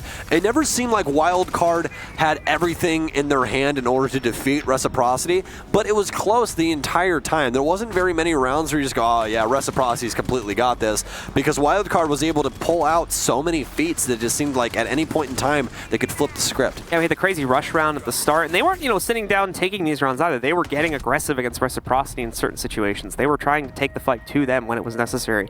So it's good that at least there's not this incredibly timid playstyle being shown up from Wildcard, because that is something that an underdog needs to recognize. It's like they need to try and take control of this game. They need to try and control the pace. Otherwise, Reciprocity, since they're the favorite, they're going to take that role just by default and think to themselves, okay, we can go crazy. We can try to take these roles. And there was one example of that specifically on defense when they played in the lobby round, and in my opinion, started to spread out a little bit too much, started to give their players a bit too much freedom. That was one example there where Wildcard was able to take control and tell Reciprocity, no, we're going to dictate how this game is played. You guys need to back up and play more passively. Yeah, I think that the main thing for Wildcard is that they're playing a lot different from how they usually play, or what from I've seen them usually play, especially going back to that Na'Vi game at Japan as well, where they were pretty aggro the whole time. They wanted those gunfights, and they thrived in those instances. Now up against Reciprocity, it's like it's all bark, no bite. Well, just like our first series today, we are going to see a bit of a flip-flop in terms of who takes the first map. It was the pick from Wildcard, so that is going to be a big steal from Reciprocity to be able to take away their map pick. The second map coming up here in just a couple of moments on Bank is going to be the pick from Reciprocity. And as you said, Wildcard played on this yesterday. Obviously, not the best affair for them, given that the results versus BDS, and we know that Reciprocity is going to try and abuse some of the same things. I'm scared walking into this because they didn't have the best showing on Bank yesterday. I watched it last night, and there was a lot of errors that I saw in their Bank. So right when I saw that Bank got locked, said, okay, well, that was definitely a VOD review, or they watched the match and said, this is very easily exposable. Let's just exploit that and get a free bank win. So hopefully Wildcard went back to the drawing board and tried to figure some things out. But this could be a very, very one-sided affair. You ultimately don't really expect a massive change-up in a team's playstyle from day 1 to day 2. That's the issue. Even on the same maps. There's not really any reason for us to believe that Wildcard will bring something wildly different to the table. And like you had said, they already played it once. They've already shown probably a good amount of what they would try to show in these situations. To be fair, it was a relatively short map. So at least with regards to one half of their play, probably not much that got shown there. So maybe there's a few things that they're going to be able to sneak away, especially on sites that didn't end up getting played for that half. But beyond that, Reciprocity is going to have a really good idea about the play style, first of all, and the general strategy about how Wildcard is going to look to handle those sites. Yeah, Reciprocity has done very well on Bank. Within recent history, again, this is a fresher roster, so there are some times where they have slip-ups and things just don't work out, but that's all just growing pains, right? Bank is usually a map that inside of NA they're actually pretty good at being able to handle things like blue stairs, like CEO, for instance, or Trump, depending on what you call the office upstairs. So, honestly, I see this going in Reciprocity's favor. I just really don't know what to expect from Wildcard. I expect the same Wildcard that we saw against BDS yesterday on this map, and if it is, again, that's where I'm worried at between these two teams, because Reciprocity, even though Bank isn't one of their, obviously favorite maps, they feel confident walking in here. Yep. And at the same time, though, just like we have mentioned with our other matchup, and it's the same for all the matchups today here on the Bravo stream, every match has elimination on the line, and that includes for Wildcard. They're back up against the wall right now. They're not going to take that without a fight. So we have to hope that they've got something special saved for this, and they're going to be able to stun against Reciprocity. Just like that first round where they literally rushed Garage and were able to make that work for themselves.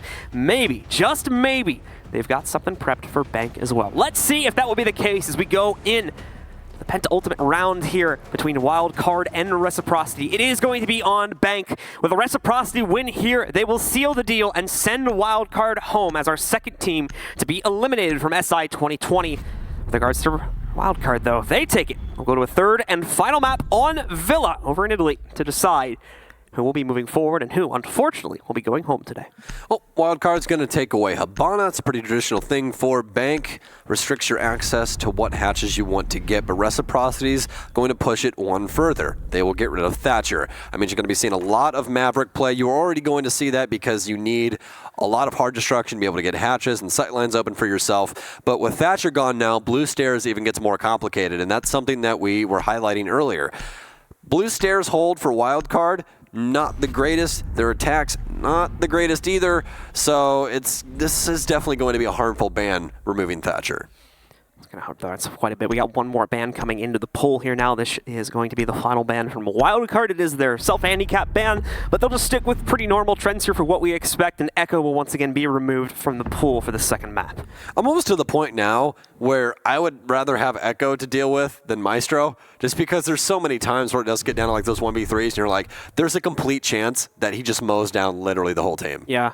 Not only that too, but again, we talk about like the subtlety of it. It's been reduced quite a bit in recent times. The Echo, it's the drones are a lot easier to spot in my opinion now. So they're a lot easier to catch spot. In general. Yeah, and the easiest way to spot them is the exact same way as a goo mine. Just move your reticle across it. When your reticle messes up a little bit, then you shoot. Yeah, you just gotta look for the little hologram effect. Yeah, you look for the predator. That's what you look for. Yeah. It's literally just like the same exact camouflage. It's predator camo. Wait a second. Hey, I'm just saying. I'm breaking the fourth wall right now. Echo saw it in a movie once. He's like, I got this. Don't worry. So, but no, overall, the main reason that Echo's banned out over Maestro is because you can be so much more dynamic with his yokais, whereas the Evil Eyes are stationary. You set them once, and you forget about them. You obviously use them to maybe get rid of some hard destruction, or get rid of some drones, get vision, do some damage, see through smoke, but they can't move like yokais can. You can even keep a yokai in your pocket, throw it out, have it travel halfway across the map to help your roamer every once in a while, or do whatever. That is the danger of Echo, and that's why he gets removed over Maestro. Yeah. Echo, in my opinion, too, can get like pretty aggressive pretty easily on the operator, and I think that the MP5 SD is like really good for that as well. Like a really low recoil gun, in my opinion, really easy to control it. And it's better than the other MP5s, that's the thing. And it's fully suppressed, so you have no bullet tracers. Yep. So I think it's really easy to try and get aggressive with Echo too, and that's another factor. Not a huge one, to be fair, but another factor and reason as to why teams may not want to go up against that, where obviously the Alda is a bit easier to spot and then try to lock down from that point forward. Absolutely. Well, Reciprocity starting things off on offense. Earl will be playing the Twitch with the reflex sight, which seems to be one of his favorite reticles. He's been running on most of his guns today that I have noticed. So again, that's all left up to personal preference, but usually when you're talking about 1X Warriors, you're talking about the hollow sight. You never see the red dot. That's a very rare case, but Fox Abe obviously plays it on the ump.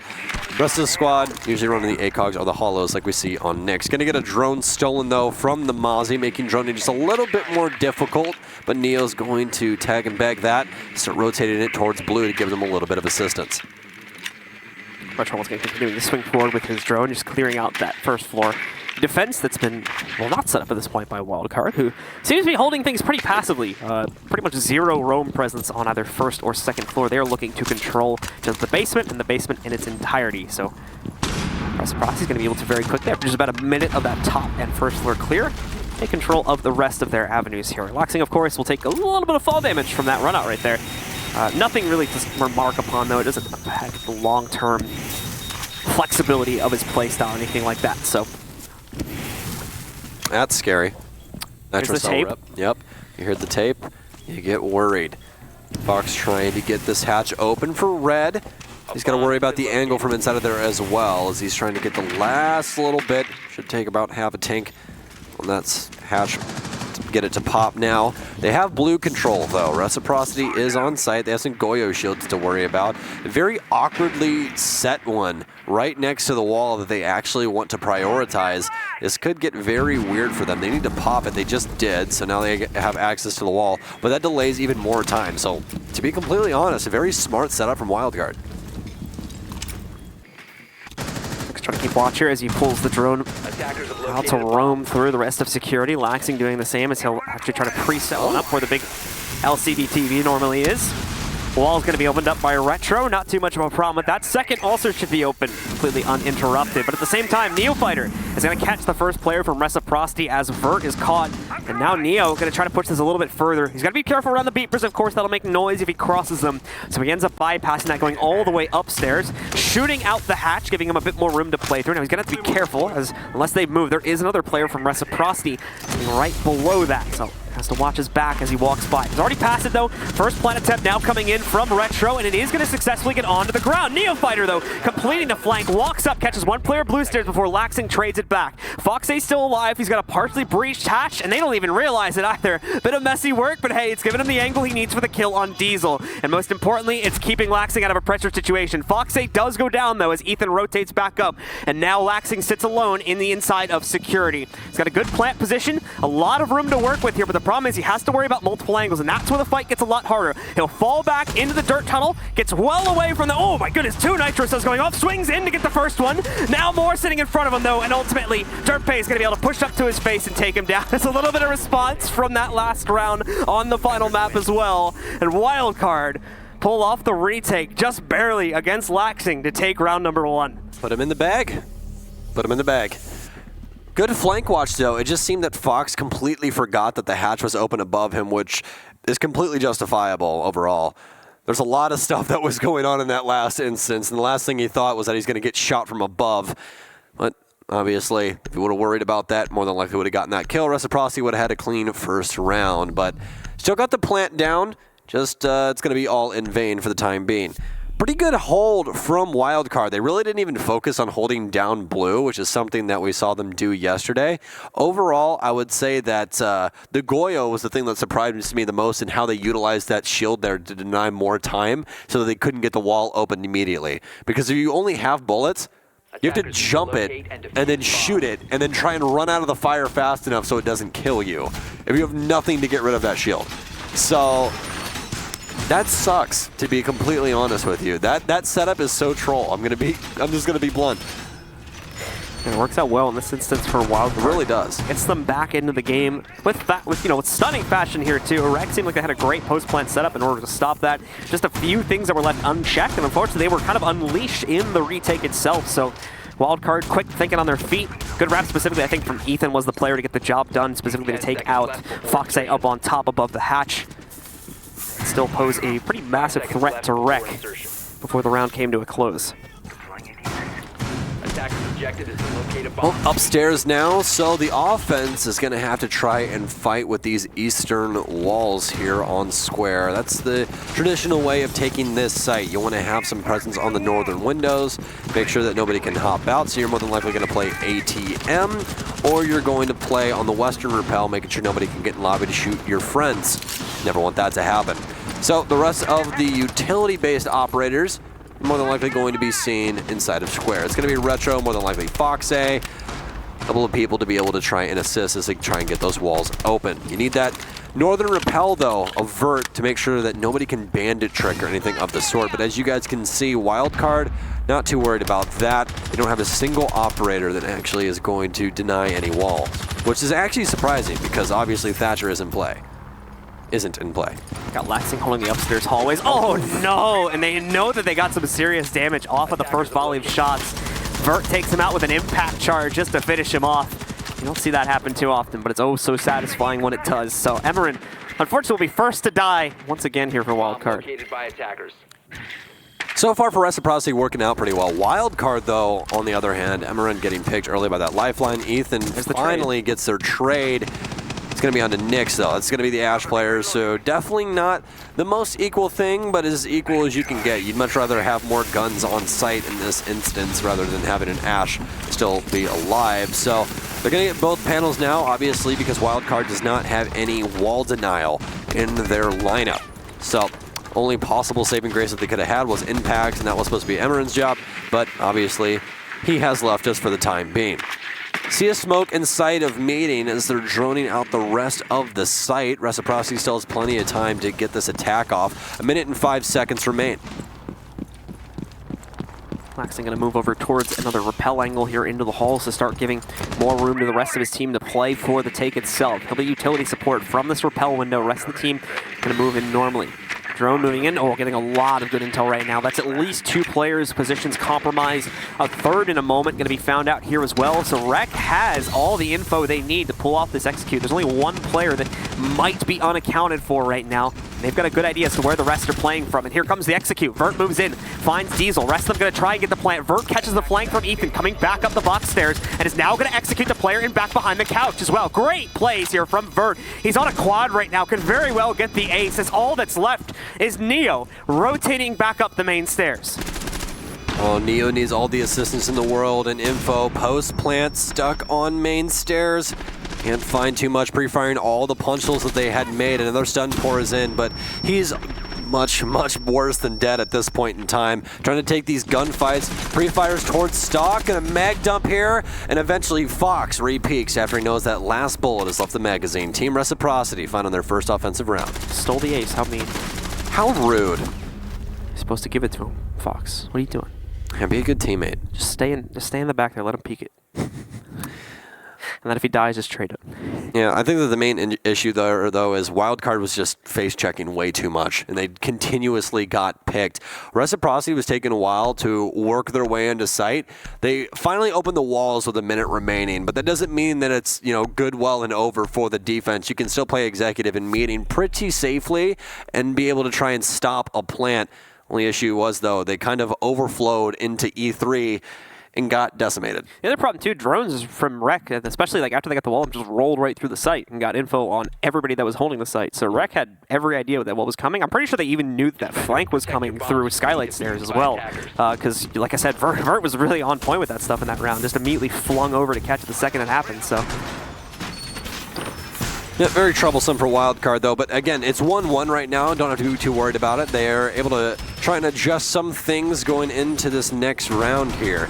Not too much of a change, though. Emeren's still going to be on the castle. Probably just going to play a little bit safer so he can keep those impacts up. Because that was really the deciding factor for them on if they were going to get those walls open or not. Trying to see now if that support is going to warrant enough here for Wildcard to take it. Unfortunately, we're still not seeing what we need on the wall denial, so that's not going to become too much of an issue for Reciprocity, especially with them now potentially knowing the fact that there's no wall denial for certain, so shouldn't have much of a reason to delay the push to take out those walls. The only thing we'll have to watch out for is just the roam presence from areas like Stocks, and of course Diesel potentially pushing from the elbow or Janitor. That will eventually slow them down and stop it. Also, of course, wanting to try and get info and play around with the rappel a little bit too, as most teams try to do in the early round. Nick's actually going up over here towards the parking garage, trying to take a fight, a very close-up one too, as he goes right to the edge of the banister. But not finding much at this point, hoping to potentially catch Neophyter if he rotates back out from his current elevator position.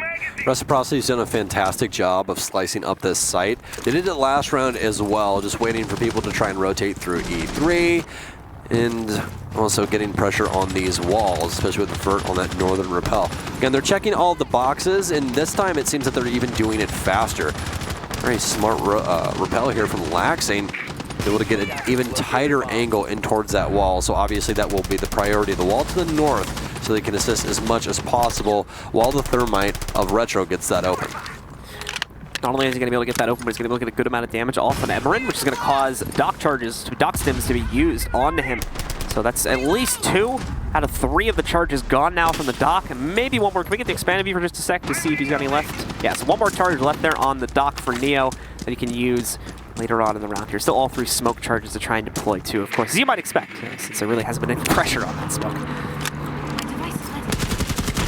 Honestly, I've been impressed with how well Reciprocity has been able to handle this map thus far. Granted, they did have that one botched round at the beginning, and, well, our good friend Fox is going to fall victim to an air jab being stuck. Those things' radiuses will come to bite you all the time. You think that you have enough area really to shoot thick, one, yeah. and it just grabs an angle. It's like the old C4s that would just stick to everything. You can't pick them up either. Yeah, it makes sense really why. does suck. Yeah, obviously, you don't just want to get goop on your hands. That would suck, but it's going to be everything in a handbasket now as Reciprocity sends themselves in through the north rappel. Vert completely off now. He's inside of the executive hallway. It's a little 4-windowed area to the northern side.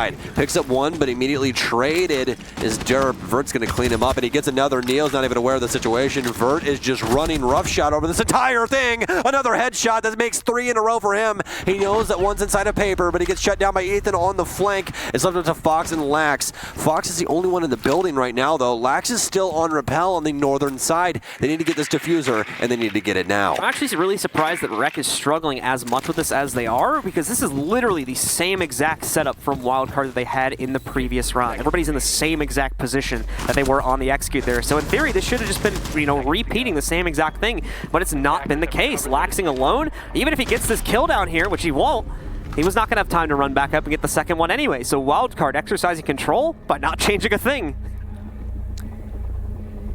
Very well summed up, because there's really nothing else to it. Reciprocity just moving very slow. That was the main issue. The part that they needed to go even more successful than it already did, which is a very weird thing to say, is Vert. That's it. Like, the Vert was really the only one inside of sight actually getting those kills for a plant to go down. And I think that the main issue with that and why things went so poorly for them, even though that happened, is Ethan. That flank worked out so well for Wildcard. It seems like Reciprocity doesn't have any flank watch, even though they're trying to check so many boxes. Well, it was Vert that had to do it on the first round they won there, because remember, he had that swing to catch Ethan when he tried to move up, and he did the same exact thing in the second round, and no one was watching at this time, because Vert, I think at that point, was already dead. Yeah, he had died. And even if he was alive, he was in like the wrong position to catch that anyway. So exactly, he's all the way inside of sight. Yeah. So it seems like whether it be drones or what have you, they just don't have any presence for that flank watch, and that's what comes back to bite Reciprocity. Wildcard, though, heading back downstairs, which is the very first site that they won. The only thing I didn't check to see if there was differences with like the operator lineup, but I'm pretty sure that was like almost exactly. It's being updated now, so it's been relatively the same. Only the first round Vert brought Twitch. Yep, we haven't seen a Maverick just yet either. Well, excuse me, we saw Mav in the first round, so yeah, they're just going back to what they know from the beginning. The only difference from that first time that they attacked lockers is Vert's now on Zofia instead. So they're bringing the Maverick for the hatches. Obviously, Thermite, no Habana because of that ban. All right, guys, well, into the basement we shall see. Reciprocity try to go this time. It's Wildcard taking not a strong lead just yet, but a lead nonetheless over Reciprocity here with a 2-1 victory going their way. We're starting to see Wildcard have to fend off against this lobby push here, something the Reciprocity hasn't tried to do just yet on this map anyway. We're going to see it's Laxing leading the charge once again for them on the Capitale to take control over here. Not going to be much in the way of resistance, thankfully, in the front lobby. So they have quite a bit of extra room to work with now. And they'll take it upstairs first off. Once again, roam clear, name of the game. Didn't really see a whole lot of it. I don't think we have much of it from Wildcard this time around, as most of the team has decided to just turtle downstairs in the site once again, much like they've done in the previous attempts for this round. You actually catch a Neophyter back over there by main stairs at a minimum too, so they'll be aware of his presence. Also, I believe the Goyo not spotted out just yet. In a moment with this hatch being popped, was the potential for Foxay to see it. However, the player on the other side of it does get wise. I believe that's Emmerin. He's going to be able to get out of dodge here. A lot better time here for Reciprocity. The last time this was not nearly as aggressive. Obviously having, relatively speaking, the same lineup as they had originally. Nyx has been playing Ashe this whole time, but it seems like he's a lot more active this time around. Does he have another breaching round? He does not, so he cannot get rid of the shield just yet. He's going to ping it and let somebody know. Now this is the main issue. They have nothing to get rid of the shield. Look how much time this is going to delay, Blue. Watch it, how much time they need for someone to rotate and kill this. It's going to take a very long time to get. And over 15 seconds now. Vert's going to have to do it, right? Yeah, Vert's got the only impact. So that right there, just that shield, remember this, chat, has wasted 30 seconds of time. Use Goyo in your games, why not? It's super funny because it's like, it doesn't actually work as a shield by itself, but it just wastes They have them on both walls. It's just a obviously, time guys, waste. That's so smart. Because obviously you can't go to the back of that and shoot it because you'll die, so. What a way I don't to even know if you use Goyo. can get to the back of it with a curve. Oh, you can hop it. Yeah, because the game would have had to make it that way. Otherwise, Yep, you would have exactly. been able to put it down. Either way, both walls are eventually going to get opened up with about 40 seconds left on the clock here. And now the pressure's on for Reciprocity. They've got a lot of the hatches either partway or fully open for themselves to try and utilize. That's once again the job that's being done by Foxay. Try to go for the plant that's just on the inside. That barely default plant. Smoke gas grenades have been chucked in, but they're not reaching over to Retro. So once again, the plant goes off without a hitch. That was all on utility going right, and it definitely went wrong for Wildcard. They still had all of that to expend, but now the issue is they have every single angle cut off here. They have vertical on the main stairs, making sure that they can't rotate out, as well as Fox playing open area with that hatch open. Oh my God, line them up. Vertical with a triple kill. I think that 2 headshots. Foxay getting one for himself as well. It's all left up to Immerin, but he's got to worry about hatches. Vert from the flank as well as he works his way in, but it's going to be Foxay to get that last kill. Reciprocity finally getting that locker CCTV take. It's getting great control over the situation, especially at the top stairs. Yeah. I like that.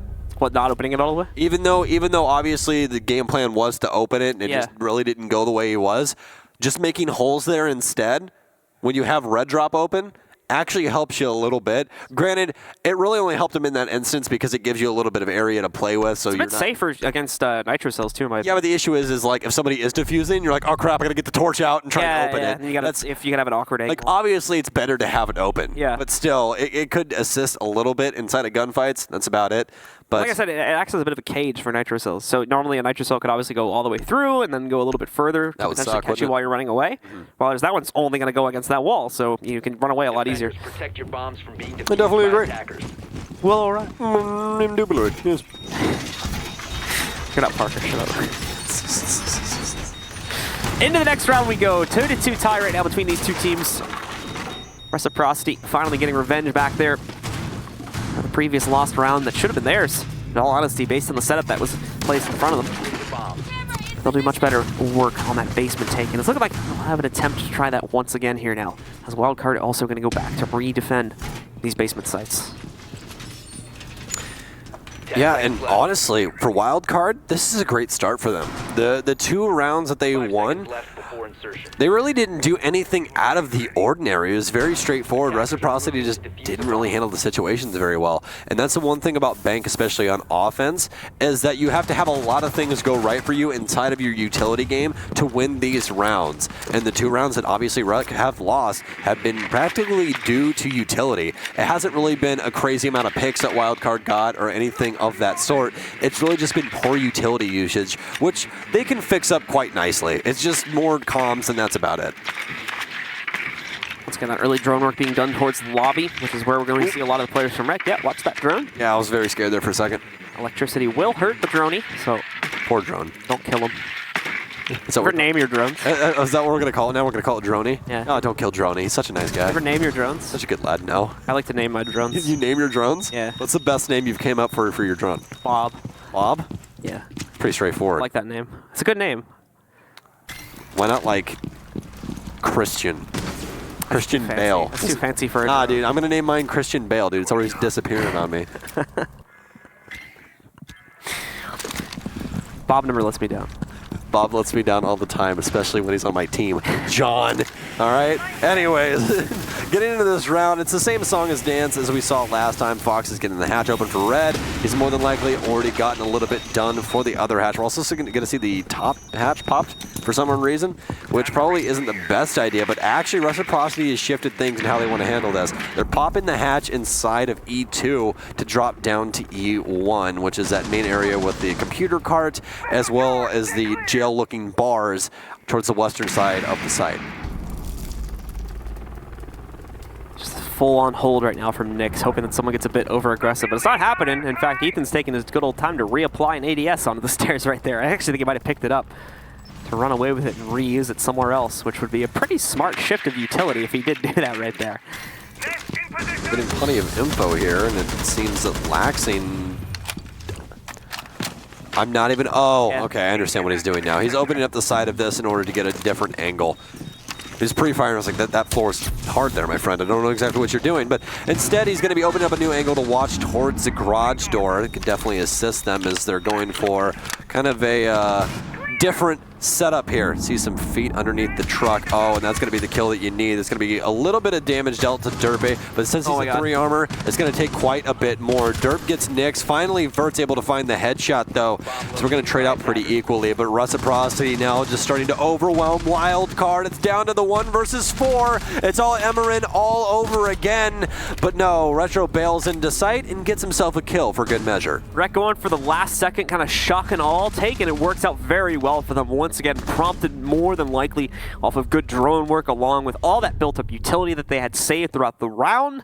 And off of that, they just execute on sight, strategically taking out the members of Wildcard one by one, and eventually taking the round for themselves. 3-2 now, they take the lead as we head into the final round of the first half. Wildcard are also going to use this time to take their time out and see how they can try to bring this back to an even footing, and more importantly, probably talk a little bit about what's going to be happening at the start of the next half. Wildcard, the most positive things that they've been able to accomplish is their adjustments. They've been able to figure out where Reciprocity is going to be coming from and try and combat that. Granted, that last round, it really didn't work out for them, but that was just up to the point of what Reciprocity was doing. They were shutting off all of the means of travel. Everywhere where you thought you were going to be safe, they were taken care of. They made sure to get vertical into garage so that Nyx could perform his push. Granted, Nyx did die early on, but Vert got the immediate trade. And since garage didn't exist anymore, there's not really a safe area to play when they're going for that full take onto the B site, especially when you're dropping from E2 to E1. You can't play inside of that jail-esque area between E1 and Vault. So it makes it very, very difficult for you to try and play off of that from Red Hallway, especially after garage has been taken. All right, guys. Well, the pause has been resumed, and we are going back in game now. 2-3 if you're just joining us. As I mentioned before, Wildcard is behind and also down a map, so they need to take the W here on bank. Otherwise, Reciprocity is going to move forward into the final matchup for this group and send Wildcard home packing as the second team to be eliminated from SI 2020. We're just the Reapers of SI today. We're just holding down all of the losers matches, and we have to send people home, Blue. Yeah. We have to do it. I don't mind that. Wow. Okay, Blue. Just like it's their fault. Yeah. I mean, you're not wrong. Sucks to suck, you know? But I don't want to say that. That's the thing. Yeah, well, of course. Shh, don't tell them that. People have to lose this. There's no participate. Everyone's putting up the best fight they can, of course. Of course. Ultimately, 4 teams have to go home today. Womp womp. Reciprocity is looking very good right now. I mean, hey, again, it does really suck, especially for our APAC region right now, because Wildcard, even though they do still look like they have a lot of fight in them, I honestly believe that they can equalize here. But their main issue right now is that Reciprocity is getting control of everything that they want very early on. Granted, it takes them a while to get down to execution, but again, they're just checking all of those boxes when they do go for that execution. There is no slip through for them. So once they get it set up, it's basically their round for the taking unless Wildcard does something insane. But that's the step that they need to continue to stop Reciprocity from getting to, is when they get to that execution. If they're able to stop it this time with Ethan on this flank, might actually be able to equalize here. Ethan has been the key piece for Wildcard on at least one round, and I'm sure multiple others finding good impact here as well. So Ethan coming out huge here for the team, and it was someone as well that didn't really show up in the stats department in yesterday's matchup, so hopefully seeing a bit more of him here today when we get those finalized stats once again, seeing improvement from him, because he is normally, for overall, like usually topping out the team here, so expect a bit more from him. Oh, that's a big pick. That's a huge pick. Vertical is currently 11-0-3, so Ethan shuts him down early on. Just did not drone that open area thoroughly enough, and that means your top frag is dead for the time being. Now that somebody's inside of E3, gonna be a torch. Diesel tries to rotate out, but he'll get chewed up. Oh, actually, no. Didn't do enough damage to Neo. Another burn, but he's actually been found out to still be inside. Ethan gets yet another kill. They're not able to deal with him on roam, and this is something that Reciprocity is usually a lot better at. Getting low on time here as well. About a minute and 20 seconds remaining. Still trying to funnel in for upstairs control. Nyx being very timid about the push, and he does have extra pressure coming back out. However, scopes right in onto one of them, taking out Ethan. The elevator player gets revenge though. And now Laxing trying to move in. He knows he's got pressure from his backside too, but finds the dock. That's Neophyter gone down. Keep in mind, Nyx is still revivable. He's fallen back to the bottom of the main steps, spots the Valcam, but also they know that someone's going in to res him now as a result of that spot. Oh, it doesn't matter though. Laxing wraps back under Spiral and takes out Emperor when he tries to leap forward. Nyx should be safe to get up at this point, but as you might expect, Laxing's still going to take a second just to be safe. Apologies, friend. I got to go for the bait here. And speaking of baiting, Derp, last one alive. Do they know where he is, though? It seems like they had a drone inside of E2. He pre-fires in through Lone, but doesn't find too much. He gets the kill on a Nick for good measure. Nick's now dead, so Derp has to rotate all the way over to square stairs, and this is very troublesome. They know that he has a nitro cell, so Retro needs to go for plant very quickly here. Was going to go for it inside of the main office area, but Retro chooses to go over to Executive instead. Laxing's still alive. He gets hot pinged, but Derp can't find the shots. It's going to be very difficult down with 1 HP. Pre-fire, no. But it'll be Retro instead. Over from the Executive hallway, and it claims him that kill, and it's going to put them up 4-2 on Bank. Another pretty massive lead going into the favor of Reciprocity coming off their attacking side. They'll hold that 4-2 advantage.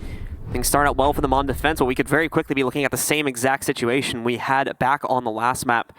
Rec is able to push ahead almost just too far for a Wildcard to come back, even if they start winning rounds towards the later end of the map, like we saw back on Consulate. Wildcard need to respond now, not later. Well, Locker CCTV for the first setup here, and with that setup, looks like we're more than likely going to be holding down blue, and yeah, that would tell you right there. Nyx is going to pick up the castle, which they used to delay quite a bit of time with, just breaking up lines of sight and stuff like that with him. And they usually have a smoke get played on that blue stairs. Reciprocity was actually one of the early adapters of Warden. We saw him get played quite often by Lax on that blue stairs setup. But actually, it looks like Reciprocity is going to be going for maybe a full roam here. Going to make a rotate hole from E2 inside the teller's office area. So yeah, it does look like they're more than likely going to split up elevator, which is what they usually use these castle barricades for. Can we track onto Nyx and see exactly where he's putting these? Yep, they're going to reinforce E2, put a castle barricade up. So yes, this is the usual way that Reciprocity handles things. Doesn't look like we're going to have a shield as a secondary, so no blue hold for Rec. It's going to be an open area one instead. 5 seconds to go. Round has begun here. Attackers must Let's see Wildcard come out onto the stage. The basement defense is what's been set up for Reciprocity. I note at least at this point, not nearly as much of a heavy defense downstairs as we had for Wildcard, who played this much more passively. Now that is going to change over the next few minutes, and we're not going to see this large of a roaming presence stay upstairs for the entire round. But there is going to be some of it. It's looking like potentially Foxe and a few others might decide to stay around here to roam and disrupt the early round from Wildcard. Ethan that's going up on rappel right there, right at the front door to see if he can spot any of that, but as far as I can tell, not much being given away to him. Can't see on the inside of tellers yet, so the drone is going to have to do that work for him instead. This should spot the one player. I'm not even sure if he's caught it or not, but you'll see the Legion now. So it's eyes in a one player hiding behind Tellers. And now Wildcard are going to have to laser focus on dealing with him. That's the main issue. Ethan doesn't have any vision anymore, it seems to be.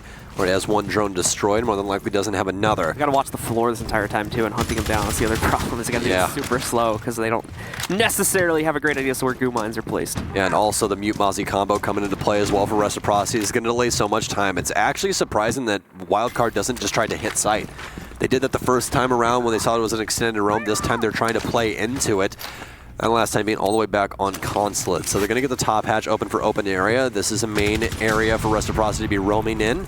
This is a Wildcard, excuse me, continues to try and chop up this defense. Big piece of utility utilized there just to clear out roamers, but keep in mind, as long as that Thermite survives, they're going to be able to get the wall open inside a server as well and push from there. That's assuming they have enough time to do it.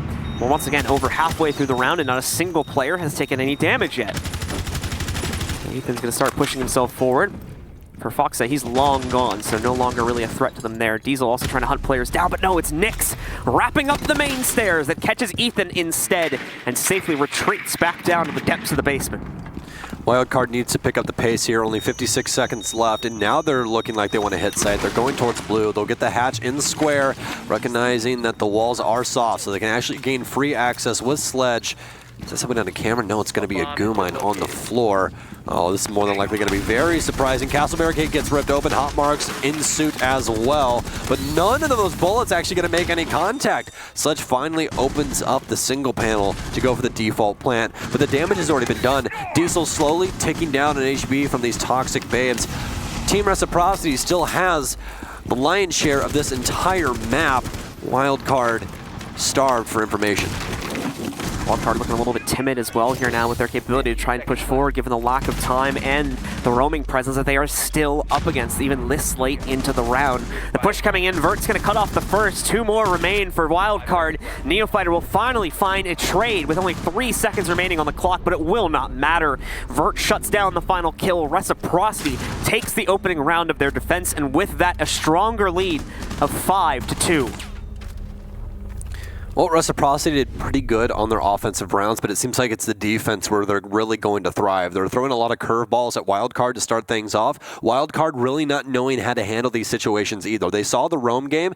They had the game plan a little bit too late. The only issue is the way that Rex sets up that site. You can't exactly go for the default plants early on, because if you just try and hit site, you can't. They play the hatch inside of the small office for open area, so they just get to kill you for free or drop the hatch in assistance. As long as they have vision on that, there's always a way for Reciprocity to get back to site to assist the team if you do just go for that very fast take, the default way through server.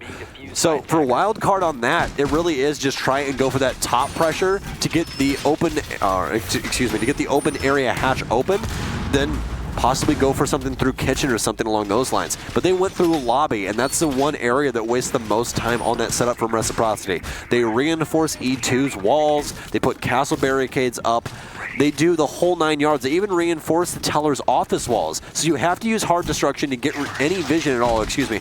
They reinforce the, oh my goodness gracious. I don't remember which ones, They keep the wall soft for E2 on that side for Teller's office for a rotate. Oh, excuse me, they reinforce the Teller's office walls, the actual 2 other panels on the copy. Okay. That's what I was looking for, as opposed to the actual E2 walls going to that. But basically what I'm trying to say is, chat, is that they kind of just hit the site from the wrong side. That was really it. If they had that information earlier on in the setup, they more than likely would have changed things up, but they were already dedicated to that one side, and they would have had to flee that entire fight and then wrap around the entire building to start all over again. And again, that's another huge time waster. Yeah, I mean, time wasting really the name of the game there for Wildcard, not having the correct capability to push in and pressure out those roamers that wasted so much time up until even the very bitter end of the match itself. So Emerin now starting things off here in round number 8. A little bit of presence on the rappel to try and find players on the inside. It seems they've got a mark on one of them. It's hiding just to the left here. They're going to waste out the ADS. Going to give Emerin the room he needs, assuming that there isn't a second ADS in there. Try and chuck in a frag grenade and knock this player out. He's going to drone it first. In the meantime, Ethan will find first strike in this round as he does catch Nyx. There have been a lot of multi-kills going Rex direction here throughout this round thus far. Vert already has multiple of them. He actually did them 3 rounds in a row, 2, 3, and 4. He had a 4K, a 3K, and a 3K. So of all players right now, it's Vertical that has been truly insane. Retro bails out a window, gets a kill. Ethan, though, trades it out. Retro downed outside, so he should be cleaned up momentarily. So for the time being, it's going to be a 2 versus 4 after Derp cleans up Retro. Finding that pickup, Vert and Fox are all that remains here now against the 4, still standing tall, proud for Wildcard. Also, over a minute remaining on the clock, so plenty of time for Wildcard to take their time. If they have access to it, potentially drone out the remaining positions of the Rec players. There's still plenty of drones active on the interface, so no reason why they wouldn't be able to do that. Fox, in the meantime, is going to make a rotate hole for himself to go back downstairs and try to swing on these players. He'll pass Beepers in the process, so that'll give away his position and potentially the rotate through the main stairs, but it actually opens up an opportunity for Vert because he can swing back out towards the elevators and catch the players that went to look for Fox's rotate while they're off angle. Oh, this is such a good play here from Reciprocity. They're able to win these out. Fox wants to guarantee that. He looks for the Thermite. He doesn't get it, though. Does he still have the Nitro Cell to play with? He does. Nitro Cell goes out, but it doesn't bag him too much. Oh no, they have to maintain this man count, otherwise no one can hop out the window to stop the man on rappel. This is so very dangerous. Stun grenades now pour in. They've all evacuated the entire area. Fox A knows that somebody more than likely went outside. Is Vert going to try and challenge this though? Neofighter picks up Fox, and this round is almost as good as dead unless Vertical does something amazing. Pre-fires towards the door for the balcony, but an upside down rappel earns Wildcard, round 8. Great post plant coming in from Wildcard as well. Reciprocity, unfortunately, giving away too much in the early round, including that jump out to try and re-equalize the round. Could have had the potential to work, but the Claymore that was preset ensured that that didn't happen. And then finally, that beautiful post-plant situation, Wildcard knows not to necessarily take these direct contest gunfights, as at least in this map, Reciprocity's been winning them more often than not, so they play a very passive post-plant. They know Reciprocity doesn't have the numbers to force them out of their positions, and then they just win it out from there. Great stuff. This is an amazing showing from Vertical. He had a very, very high cost yesterday as well in their match up against G2. 77% cost, which is truly incredible, especially coming from what he usually has inside of the regular season. Again, Reciprocity's been stumbling inside of NAPL. Vert hasn't had the greatest of times. He's still positive when it comes down to it, but the real standout player is Foxe, currently with a rating of 1.15 inside of North American Pro League. And overall, this LAN, through the last matchup, he had a 1.42. Had some truly incredible rounds there, but again, the issue that Reciprocity had yesterday was that they just could not finish some of these rounds that they actually had the means to be able to win. It seemed like they had all of the pieces in the world to try and solve the issues. They just weren't able to actually solve them. 5 seconds remaining. Wildcard working their way out onto the board over the next few seconds here. We'll see them move in for control over these next few seconds here. As they'll move out, is going to be upstairs pressure we'll have to go up against. Quite a bit of it, in fact, as Reciprocity is now looking to swing in for control themselves. Emerin is going to lead the charge here as he works his help up the rappel. Neofighter also joining him too. And actually getting quite a few pieces of utility on the rappel from the IQ. They know they got one more sitting on the inside there too. Pretty sure that that is one of the ADSs sitting on the side right there. Yeah, they're not going to be able to deal with that so easy, but also no need to waste frag grenades now since they know it's sitting right next to that window. Neo, a great way of handling that situation. Instead of having to break the windows, he just uses his scanner instead and works out very well for him. Retro's actually going to take a lot less damage than I thought was going to happen to him with that frag grenade. So, still roughly around 75 HP. Reciprocity's defense is working out pretty well for them so far. Wildcard, though, starting to bring things back as they're still dealing with console. Pre-fires come to the window, almost hitting Retro, just a little wide left. Attackers have located a bomb. It's got a lot of drone work being done at this point by Wildcard. Do not want to make any mistakes on the executors. They know Reciprocity is going to look to punish that as quickly as they possibly can. They've already done so in previous rounds. They don't want to fall back on those same mistakes. Got Neophyter's going to open up the balcony door for his teammates to drop down into Diesel. Will follow that up with a push of his own, but a little bit more droning to be done before that is the case. Now we'll start to see Diesel swing in. Thankfully, Stocks is clear, so nothing to worry about in that department. However, Retro in a second is going to be forced out of his position as that wall is about to be blown open as it goes by. Emerin potentially in position to catch it, but no. Well, into the case. Yeah, that's going to be the second exothermic charge. Does he have another impact? He doesn't. So Retro gets one, but he also gets away with his life as well. This is coming down to the absolute wire here. A minute remains inside of this round. Wildcard has means to get onto site now with that wall being open. A very well-placed shield on top of the meeting table makes the angle even tighter to try and get into copy. So Reciprocity just battling Wildcard back for the time being. A wild pre-fire from Emerin doesn't bag him too much. Knows that somebody's in lobby now. Derp's going to need to capitalize on that. He's looking for him, but not before Nyx hits his mark.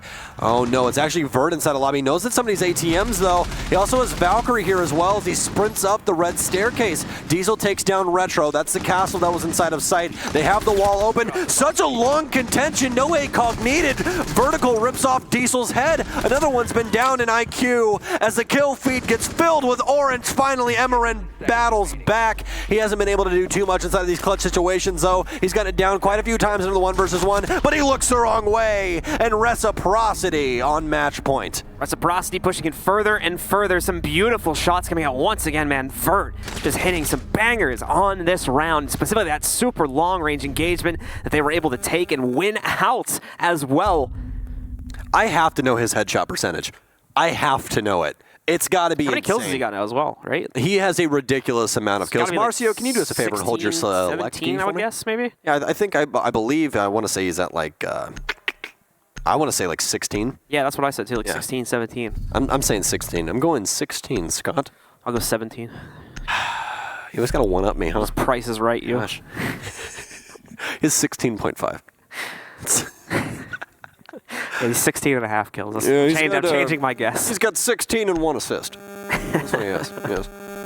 All right, well, 6-pick comes in for Ethan, getting off of the Zofia, picking up the Capitao instead. Ethan's actually done a very good job of being able to entry frag quite often for this squad. Ethan got the most recent one.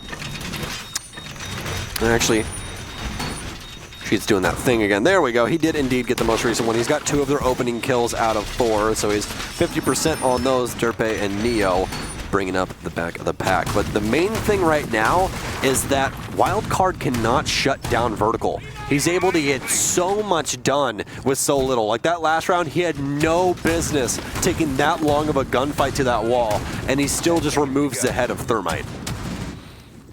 That is super, again, just to exaggerate how hard that is to do that. It's so hard to even see players at that range if you don't play C's, this is. Not if you play 4-3-83. Okay. Or if you want to go with the sniper setup, 5-4 at 60.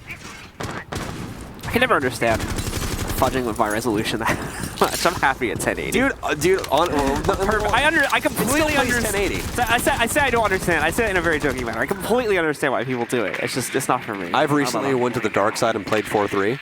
I just don't notice much of a difference personally. Dude, honestly, I see where it comes in, but I just don't notice it. It makes my 1x play a lot better. I don't play ACOGs anymore. So I just like hollow sites, and I just strictly play hollow. Got 4x3 player. And that's it. Yeah, that's it. So there's actually quite a few players that do that inside of Pro League. So I was like, hey, they're better than me. Might as well follow suit, you know, see if it works for me. And it does. It does. Have wider heads, you know? Yeah, every once in a while, just be, you know, fragging out, be doing my thing. Kind of like Emerin's doing his thing right now. So much sledge work, that's going to be 4 hammer swings and the possibility of like 7 seconds there. Does a lot of destruction, makes a rotate for them as well. So making things a little bit easier if they do start to tussle. ADS 1 gone, ADS 2, 1 of 2 charges also eliminated. There you go, now they're both dead. Oh, there actually was a third one out there too. I didn't see that one from the Jaeger's POV. Oh, now they're good, as all 6 charges have been burned away. Yeah, here's the issue though, it's a smoke, and you don't want to peek into that, especially with how they're going to dance on that. There's actually 2 people inside of blue as well. So Reciprocity's entire stand is going to come on blue stairs. They just want to kill everyone right here. They're going to get aggro on this. Right when they try and push, why would you do? Okay, so I don't know if they just had a bad angle, or no, you can't even get a pixel on that to try and do such a thing. Oh wow, I cannot believe Laxing took that little of damage from that. That was truly, truly something else. Vert died from it. Meanwhile, yeah, I mean, that was a perfectly placed grenade, but they're wasting so much time now. That's the main issue. Gets rid of the drone, knows that he has him there, goes to the shotgun blast, is trying to go for a peek. He sees another one, he knows that he's there. Laxing doing such great job dancing back and forth on this door, continuing to pump the N590. Switches over to the SMG-11, he's continuing to just get droned out. He knows that some pressure has to come, but it seems like they're falling off. More stun grenades pouring in. He's full white, he should be dead here. Finally, Emerin capitalizes, but only 35 seconds remain. The lucky thing is, though, it was Laxing with those smoke grenades. They weren't playing them on site, so they don't have too much to worry about except for nitro cells. They do have man advantage coming off of that, but ultimately that may not even end up mattering that much at this late in the round. Reciprocity can now capitalize on what's going to have to be a very rushed take from Wildcard and try to just shut them down as they go for the plant. Still at least one nitro cell sitting on Fox. He's not going to waste any time. Chucks that right in. Down goes the first plant attempt. Does find the angle, but again, that TCSG, not the easiest weapon to wield on pixel angles like you just saw there. He's even going to push in a little bit further here, but ends up giving away his angle. However, that wastes the time that's needed. Reciprocity wins out their last round on time, and they take control of the series 2-0 over Wildcard. Commiserations to them, as they will unfortunately become our second team to be eliminated here from SI 2020. But as for Reciprocity, they stay alive. They survive to fight tomorrow. Well, just like it was written up, we had that conversation with Reciprocity before this. They said, hey, we feel like Bank is going to be a breeze going up against Wildcard, and it exactly was. Vertical top in the chart, 16-0-6, so he didn't have that half go we were talking about. It's good we deal in whole numbers only here anyway, so. Only Sis deal in absolutes. You have to give props to Ethan as well. Ethan has had himself a pretty good game, managed to get to double digits at 10 frags and catch the overall KD ratio that he had for himself there, but still putting up a really good fight. And again, a really respectable job by Wildcard, given what I think everybody thought was going to happen into this match. Really taking it very close, in my opinion, on both maps, but just not having that strategic depth enough. I think a lot of that comes from just more international tournaments, as we saw with a lot of the other regions as they were brought into the pool for the first time. Just not enough of that depth yet to be able to take down Reciprocity, and ultimately they win on that. Yeah, exactly. And honestly, from how Diesel had teed it up for us, I feel like they performed great. Yeah. There wasn't any rounds where you're just like, okay, yeah, they're just terrible. You know what I mean? Like there was always a chance for them. Yes, exactly. There was always a chance. There was some very weird rounds where Wildcard just seemingly ran things back. It was truly impressive overall from them. I'm happy they're at this tournament. I'm happy they got to be on an international stage as large as this. Let's run you guys through some replays, though, of this series, and specifically Bank to show you exactly what happened. Once again, some crazy fights happening throughout the course of this as well. There was that Laxing post plant that's almost able to pull off, but just a little bit too much pressure against them. We had that great Zofia kill as well from some damage that was done in the early round. Reciprocity, and man, this run from Vertical. Vertical again, to bring him up, was putting on an absolute clinic against the members of Wildcard, especially on the attacking side, that round specifically, and then does nearly the same thing in the next round, where he pulls off, I think, a double or a triple throughout the course of this one. Yep, because he gets this crazy one as well. So a triple before he ended up finally getting traded down, and look, ends up with a triple in another round as well. Vert just could not be stopped in this game, and at least from an attacker's perspective, that was really the difference maker that allowed Rec to get ahead in multiple rounds and push them 4-2. I don't think there's another guy in NA when I talk to other pros like Vert, when I go, so what's it like having a gunfight with, Vertical? And they're like, I don't want to peek him. Like, I just don't. Like, every single time it seems like he already has the lineup for where your head's going to be. Crouch, prone, standing up, doesn't matter. The man is a headhunter, and he showed you exactly why here. Especially that long distance reflex sight with the 416C when he killed Thermite. That was such an impressive shot. And once again, coming down to the wire here, we see the final moments of them crushing the push. Fox getting a little bit too close for comfort, I think, on that final fight, but he did manage to leverage the second kill out of that situation and ultimately wasted the time he needed by leaping into the fight and interrupting the second attempt at a plant. Great stuff from Reciprocity. They take a confident 2-0 win in this matchup, meaning that they are moving forward further into the bracket to the very final match of this group, which is Group D. In the meantime, as you guys can see, the winners match is still ongoing on the Alpha stream as G2 is taking on BDS. G2 currently leading in the series with one map in their favor after the initial play. And now, Reciprocity, as you saw, they're sitting at the bottom, having beaten Wildcard 2-0. They wait for the loser of the winners match being played right now, and will play against that loser tomorrow. Overall, I would say, once again, a pretty good showing for Wildcard, at least showing that they have prowess inside of this game. Go back, try and be as dominant inside of APAC as you can possibly be. I'm so happy we're getting more APAC representatives. We really need that. It's always a happy thing to see Fnatic here and all those things, but Norengo's fallen off recently. It's always nice to have somebody else to try and fill some shoes. But for right now, though, I would say have fun with BDS versus G2 Esports, because we've been hearing it through the wall. It's an absolute barn burner.